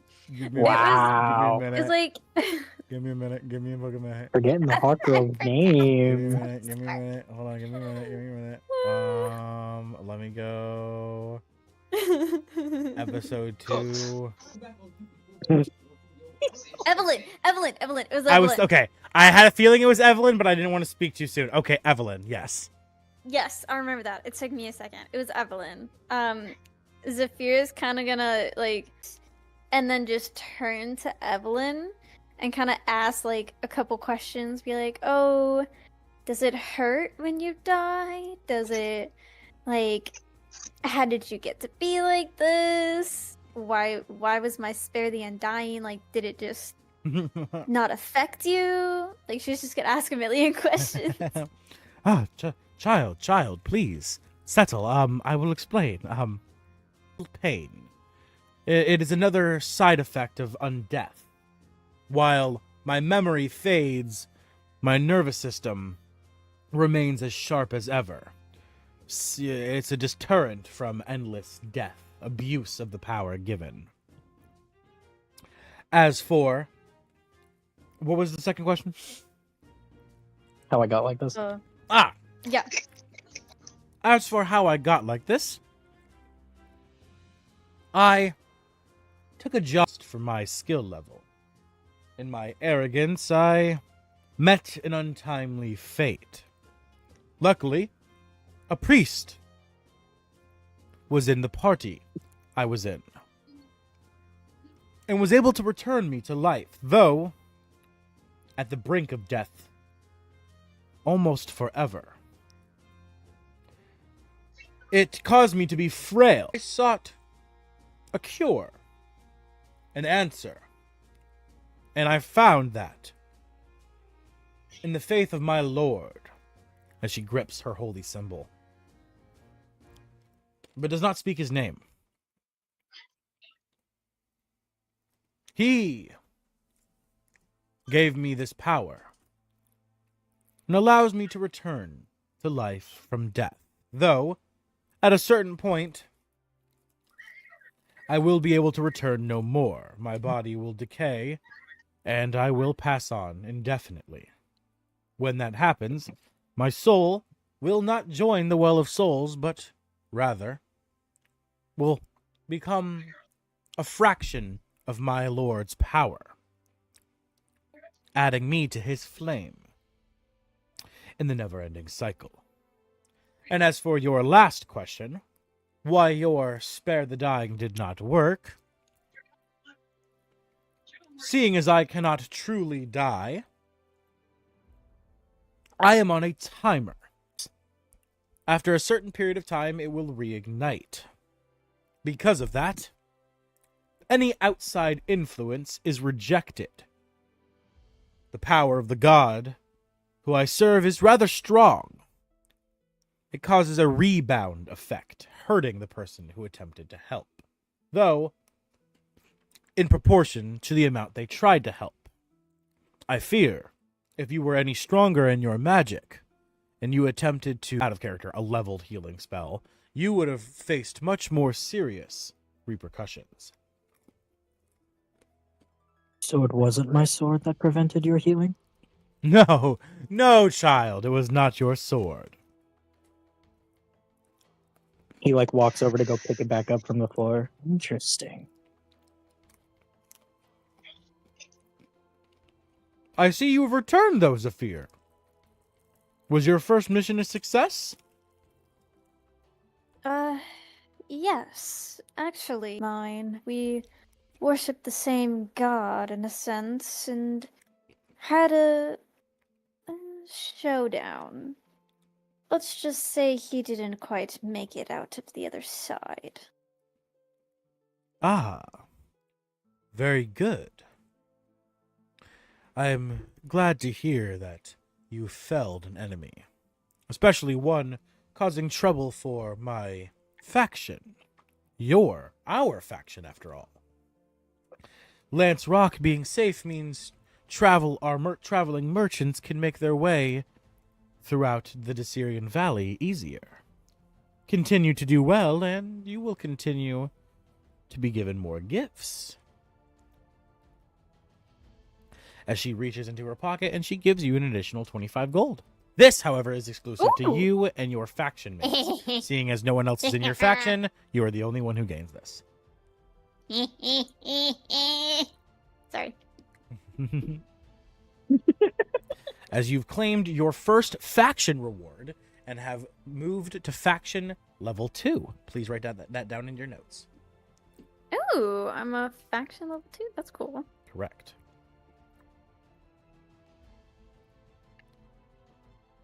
Now, if you do excuse me, I must go bandage and repair this hole in my shirt. Good day, Zephyr, and good day, Perseus, yes. Oh, and don't forget, Zephyr, she turns to you before she leaves, and the proof of completion to receive your bounty reward. Toodles. As she leaves. Okay. Question. Yes. As she leaves, does she pass Zavala? No. She just goes over to this little spot and starts mending her stuff. She really...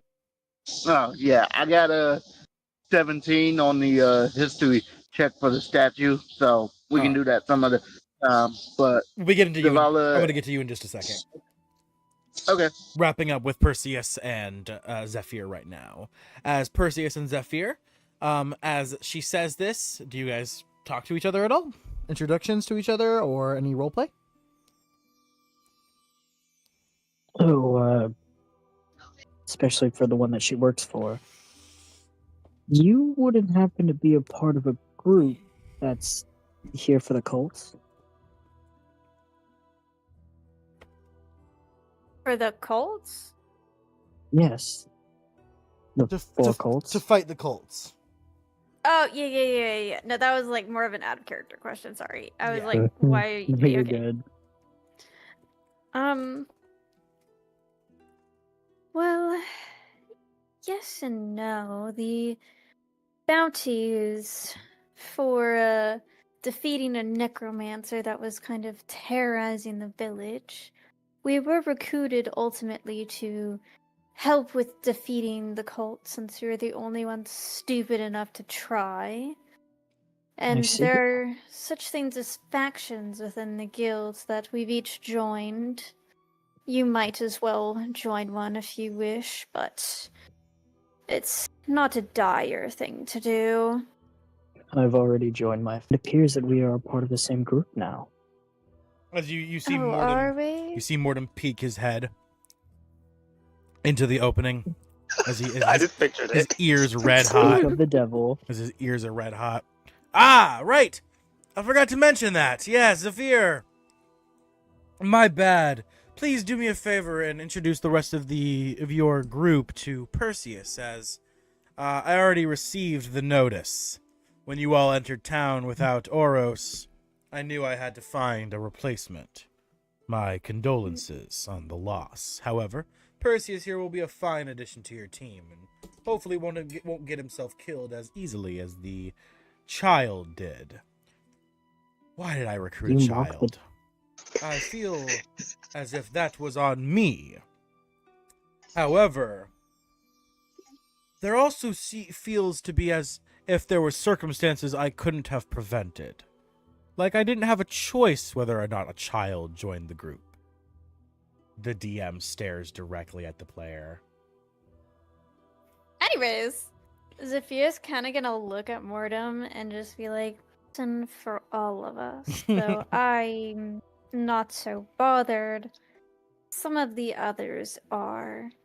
I'm sure they'll get over it eventually, but I don't think we'll let this happen again.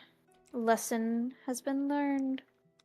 You let a child a part of a group that's meant to kill the cults? There's Yes, something I deeply did. wrong. I promise to never let it happen again. You've done it the entire time. I keep muting you. Well, you better not let it happen again. Oh, I promise that.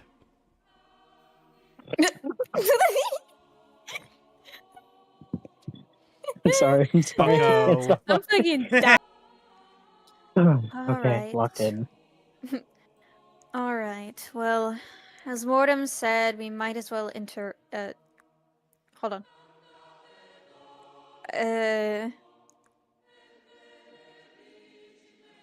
Hold on. What the fuck? Introduce. Yes, thank you.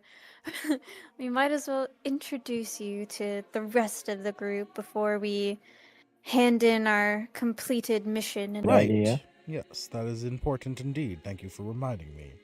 You'd think as the guild leader I would remember to do that, but I recruited a child. I was about to say, I was about to say, as the Seems- guild leader, you would have thought of a lot more things, but here we are. He's Hey. not quite good at his job. He was a child that had a magic dragon and could shoot a bow across the fucking air within 4 seconds. He turns I'm not gonna around. question He it. turns around. He walks right up to you. He shot the spine out of a dwarf and pinned it to the wall. Its skull was still attached to the spinal cord. Turns I, back around. Hey, give that to somebody? Or to me? No, he did that. He likes, Yeah, Oros did that. he likes to make things Yeah, he more did. dramatic than they I really gave it to are. somebody. That's He did it twice. Hold on, where's the rest of the group? what. Okay. They're all spaced out doing different things. This is where I'll cut, and then everyone will group back together after we handle individual player stuff. Awesome. All right. As you guys begin to try to find the rest of the group, we will now get to everybody else, starting with Zavala, who I know is really wanting to investigate this statue. What was your roll, Zavala? Sorry. 17. 17. All right. This time, as you investigate the statue, really giving it a look over, it kind of clicks in your head. The serpentine tails, the creature's fangs. It looks rather strange, and the name didn't ring a bell at first, but now you start to understand. It seems to be some kind of regional version of Jormungandr, the world serpent. A strange interpretation.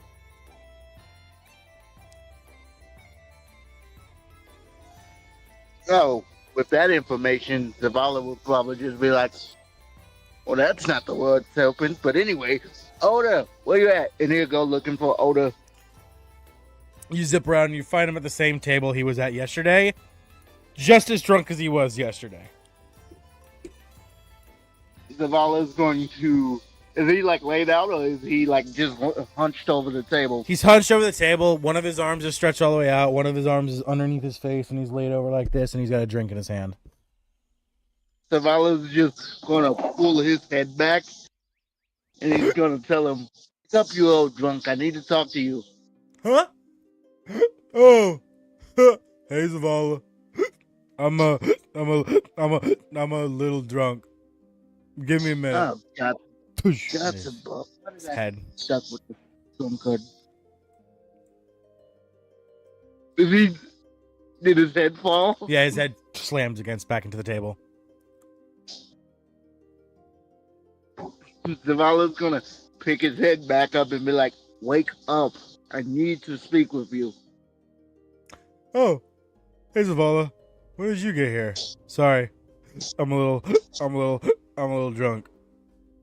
Give me a second. As he goes to start laying his head down again, but you don't let go this time of his hair. You hold on tightly as he kind of just lays there, hovering for a second. This is weird. Yeah.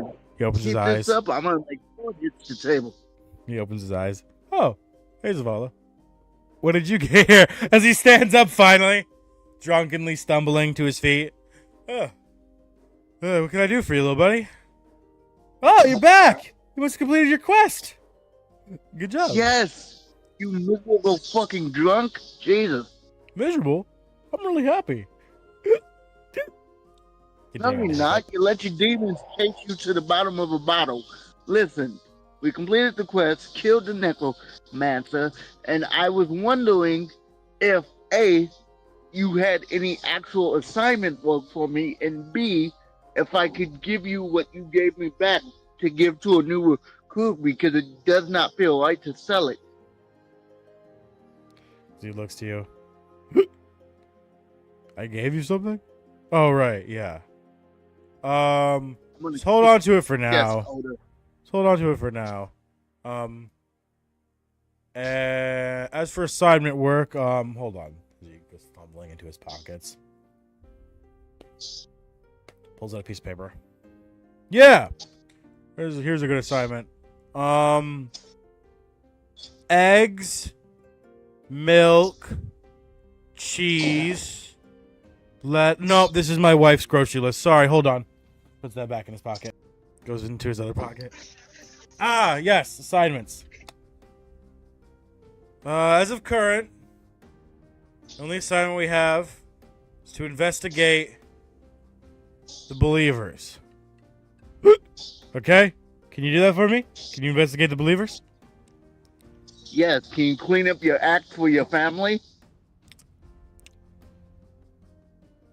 My wife prefers me drunk. She's bold. You're so useless right now. Oda, clean it up, or I'm gonna ask to have you replaced. Hey. I've already beaten you in combat. There's no reason I can't have you replaced. Hey, you didn't beat me. I fell asleep. There's a difference. I beat you, but that's splitting hairs. Is this drink still on the table? No, he's been slowly drinking it this whole conversation. By now, it's empty. As you see him raise his glass into the air. Another, please, for the Oda. He slams the glass down. Zavala's just gonna fly away, like having no intention of dealing with this. He's gonna see if he can find Evelyn in like a training room or anywhere nearby. Okay. Bye, Butterbean. As you fly away.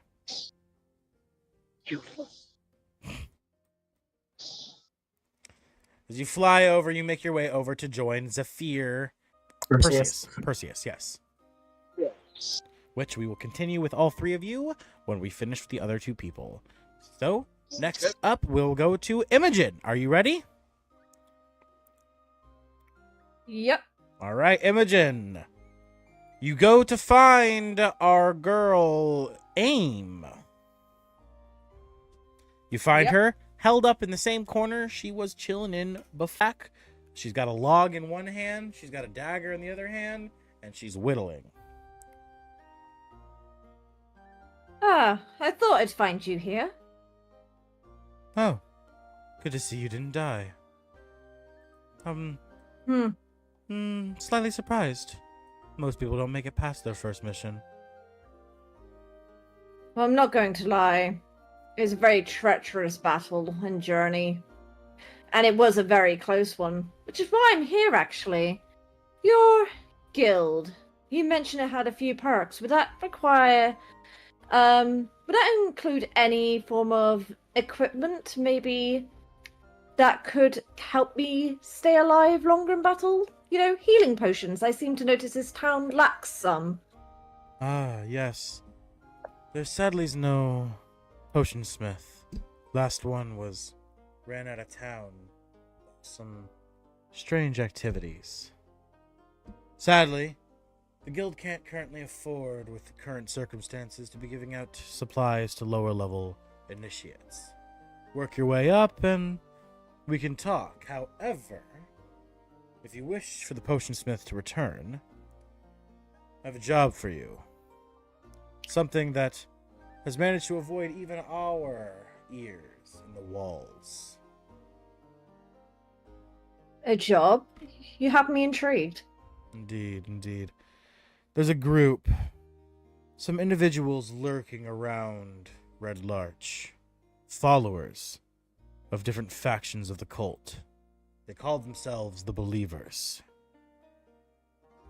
They lurk in the shadows, pretending to be regular people like you and I. Though, it seems, they're starting to become more bold. There's rumors that they've been causing fires. But we haven't linked them to this occurrence just yet. Your job? Root out at least one of these believers. Find information and see where it takes you. Can you handle that? I certainly can. Getting information is one of my skill sets. Very well. That being the case, then I'll leave that to you. Though, Appreciate you will have to find some rumors of evil to figure out what's going on. Okay. Appreciated. Do you have any idea where I could first look to maybe get some information on where some of these believers may be hiding out? There's some buildings around town. You'll notice they look interesting. Some of them have signs. Some of them just stick out. The places. Talk to the locals. That's how you'll find information. I appreciate the advice. Well, I'll leave you to what you're doing, and I will get back to you as soon as I get some information on these believers and the fires. Very well. Be safe, and travel in the darkness. She gives you a nod. I will give a nod back, and then I'll leave. I'm gonna find the group over here with some random guy. All right. Perfect. And last but certainly not least, we have Hibiki. What would you like to do, my brother? Talk to my group leader. I forgot what his name is, or didn't hear it. Ah, the great Gilbert Congo! I don't know why I said that, because you could do that. Continue. Ah, Hibiki! It is good to see you, my friend! How are you doing? We just came back from our little assignment. Little, not really little, but our assignment. Oh, you did now? And what assignment would that be? We killed the Necromancer lurking around. What was that rock called? Pride Rock? Oh, Lance's Rock. Wait, that's Lance Lion's King. Lance Rock, yeah. Okay, thank you. Pride Rock line. I was about to say that's Lion's Kingdom. So, you did a good deed. You quelled an evil. Ha ha ha. Well. We lost a child on the way. I'm still grieving his death. Oh, well, that brings a bummer to what I'm about to say. Well, you are officially a rank higher in the faction with this report. Thank So, congrats! As he gives you a thumbs up really meekly. I'm regretting this so much. This guy. So, Any other assignments you have? ah, yes! Yes, thank you for asking! I do indeed, my friend. There is rumors going around town that there are some ne'er-do-wells. Some bad folks doing bad things. They seem to be informants for the cults. Some call them the Believers. I need you, Mr. Hibiki, to investigate these Believers and find out what they know and what they're doing here. Any info on where to find them? As of current, we don't know who any of them are. They've just begun to echo and whisper throughout the town. However, I'm sure with a little bit of investigation and a little bit of elbow grease, you can find out where they're lurking. Noted. All you must do is look for rumors of evil. Okay. I'll keep my head out. See what I can find. Very well. With that, I bid you adieu, Hero Hibiki. I'll catch you next time. I just walk off, shaking my head. Yeah, Ta-ta! Ta-ta! that gives me a headache. Go ahead and put you are faction level 2 in your notes. All right.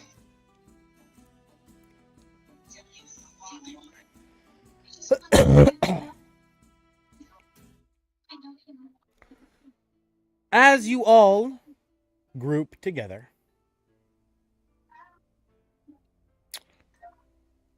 finding Mortem, finding Zephyr, Zavala, a new face, and Imogen, all of you gathering together, Mortem looks to you all and says, "Ah, good. I'm glad you're all here now. Let me introduce you all. This is Perseus. And with the recent loss in your group's numbers, I have assigned him to your team. He's already joined a faction, his room has already been set, and he's a part of your team. So, please, get to know him, and be acquainted and ready for your next assignment. As of current, we don't have any work day off. Get to know the Red Larch area, each other, and if you so desire, you can maybe even venture into the Desirian Valley, searching for a little free work to do. Be careful, though. Danger lurks in every crack and crevice. With that, I must be going. If there's no questions, I bid you all farewell." Wait a minute. As he snaps Wait back. a minute. Go ahead, Zavala. Oh, yes. Ha ha ha. Thank you. I almost forgot. You see him kind of tugging at his collar. He was trying to get out of paying. As he looks to you and he says, "First, please, the proof of completion. A personal item belonging to the Necromancer or a sample of his blood or tissue." It was an old necromancer. He turned to ash. You must have a belonging of his, correct? Fear's Where's the gonna bard kinda at? Elbow Where's our bard? Brood. Brood's not even here. He's still in the middle. Where the fuck is Brood? You He's in the call middle. you call out for Brood, and you hear in the distance clang clang clang clang clang clang clang clang clang clang clang clang Get your clang clanky ass over clang here. clang clang clang. It gets louder and louder. I was called. I'm here. Sorry, my bad. I was talking to tall, hot, giant. My bad. Okay. Okay, we don't need the words clink clank. Just give me the notebook from the Necromancer. He doesn't actually please. say clang clang. That's his armor clang clanging. I know, but I'm gonna call him clink clank. Okay. Here, Everybody's got a nickname. We got Here. Cat, we got Fairy, we got Click Clank. here's the book.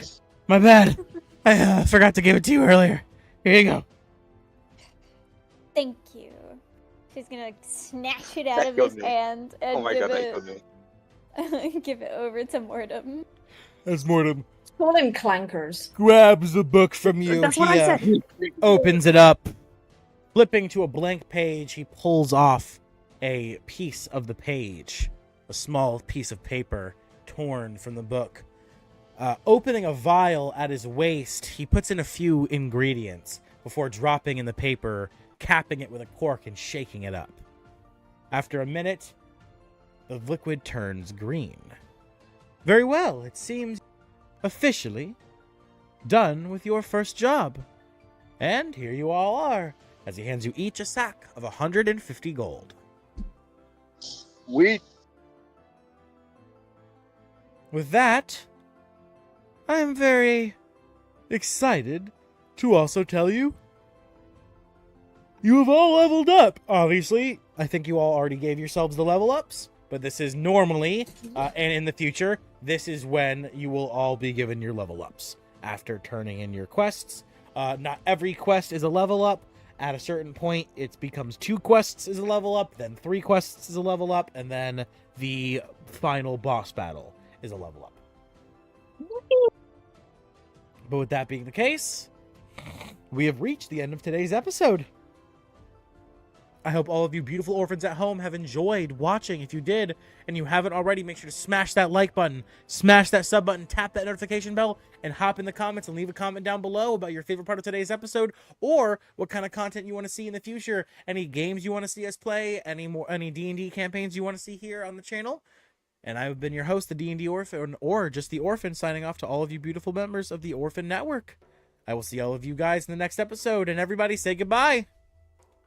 Bye. See ya, Orphan Guild. With that, we will see you next time. Peace. All right, the recording is done. Let us do pros and cons, and then we'll end today's stream. Starting off with our girl across the pond who has it the latest and might need to be going because it's she's tired.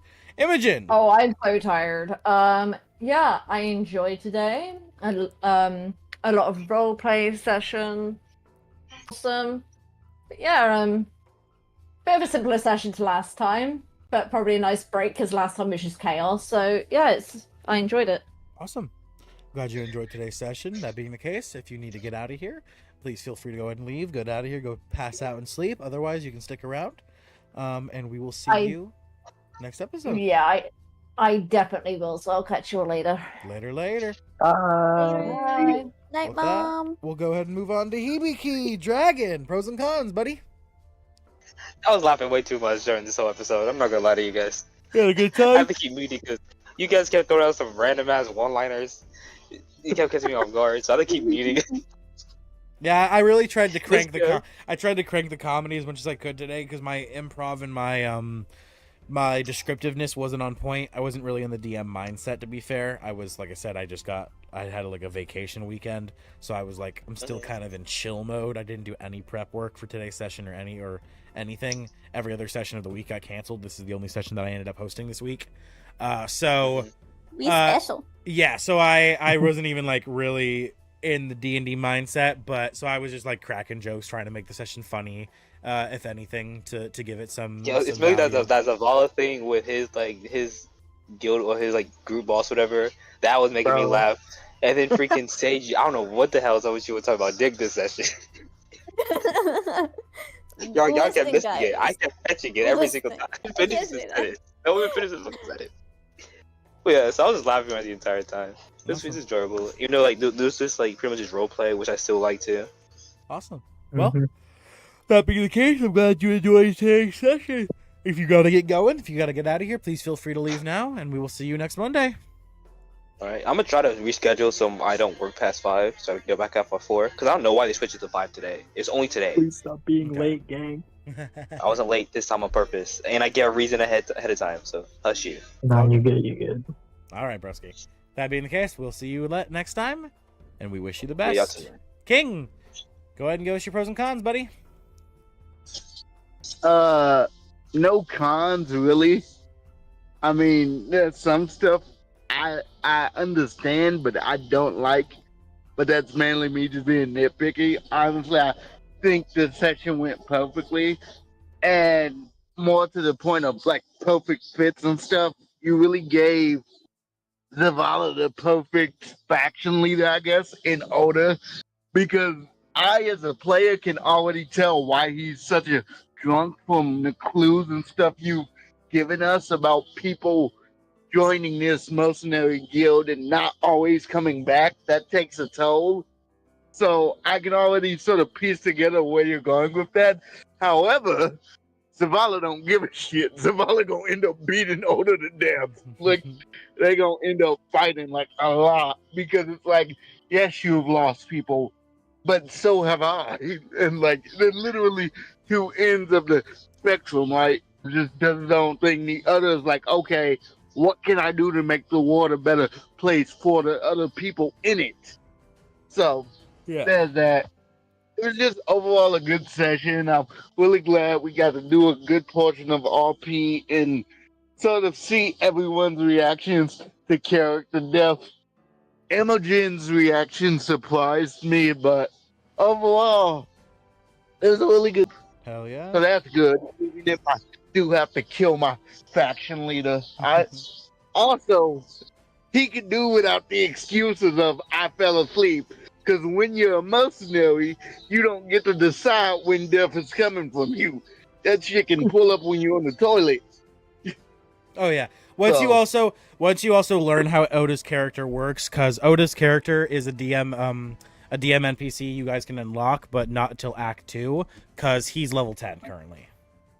Oh, interesting. Yeah. He is a drunken monk, though, isn't he? He's a drunken master, but not only is he he's a drunken fighter, not a drunken he's a drunken fighter, not a drunken master.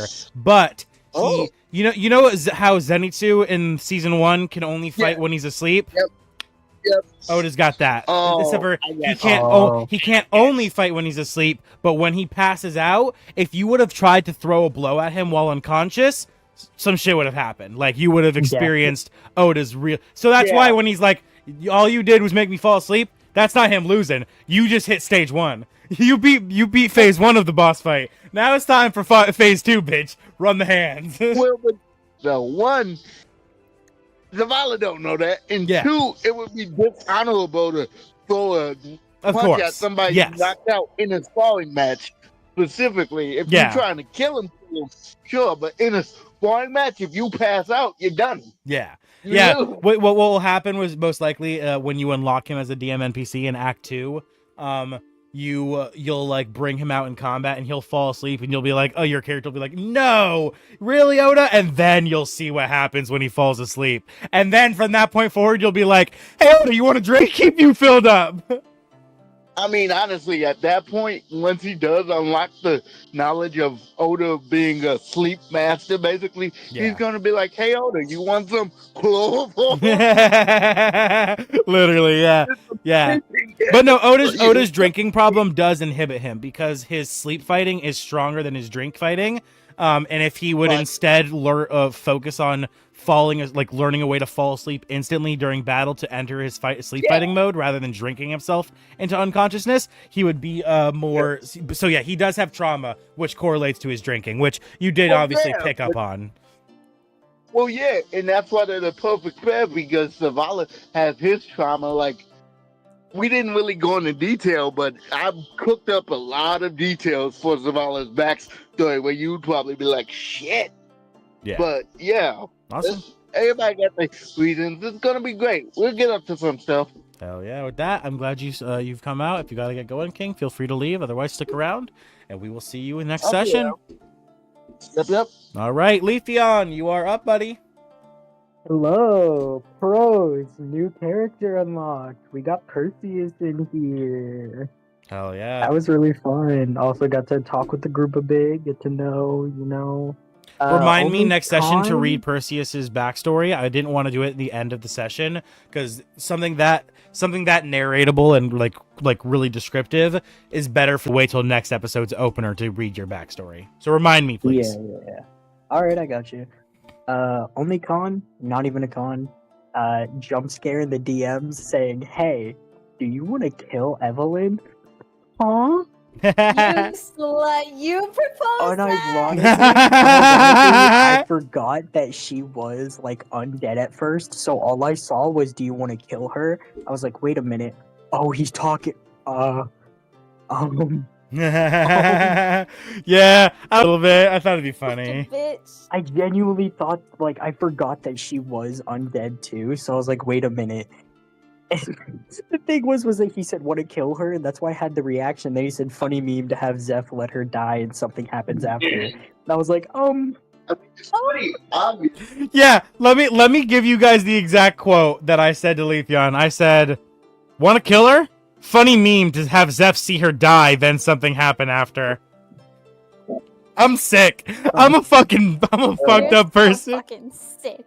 Dude, that's fucked up. why I said to Leafeon, "Hey brother, I'm sorry if that came across out, I don't know, psychopathic or sociopathic," because I said, and I quote, "Funny meme to have Zeph see her die, and then something happen after." I'm so I unhinged. genuinely forgot that she was like undead too, so I was like, "Oh, I'm actually about to kill her," and then fucking everyone in VC was like, "Yes, yes, yes," and I was like, "Okay, fucking we ball." I guess.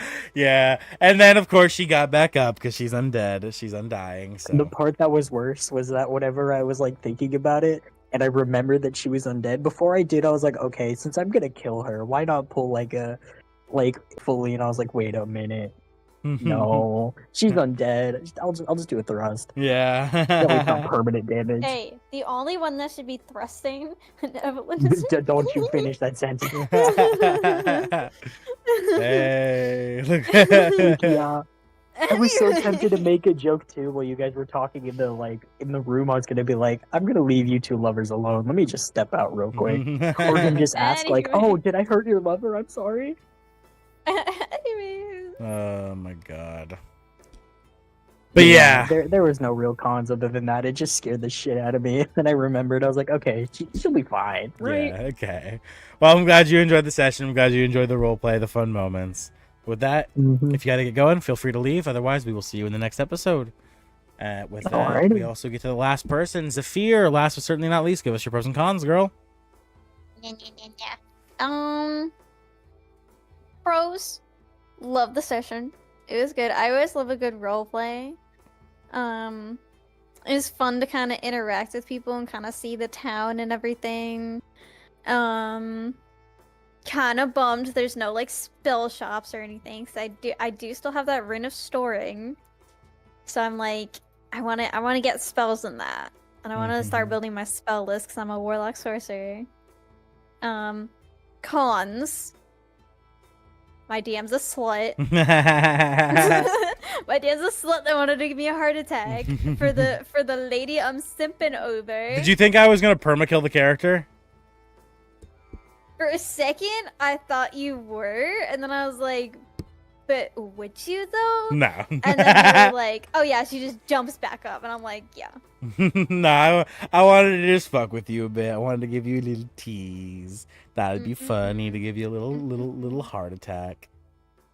Listen, that's not the way I want to be teased by Evelyn. Just saying.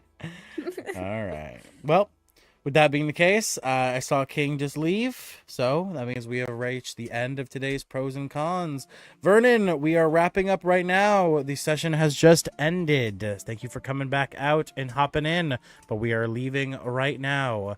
They finished the Necromancer's Cave roleplay, made it back to town, and are about to begin their second day. Well, they're going to go to bed and then begin their second day of being a team. So with that, we've reached the end of today's episode. Thank you all so much for coming out, watching. If you haven't already, make sure to smash that like button, smash that sub button, tap that notification bell, and leave a comment down below. I've been your host, the D&D Orphan, or the Orphan, not the D&D Orphan, just the Orphan, signing off to all of you beautiful orphans of the Orphan Network. And I will see all of you guys in my next stream. Peace. Peace. And broadcast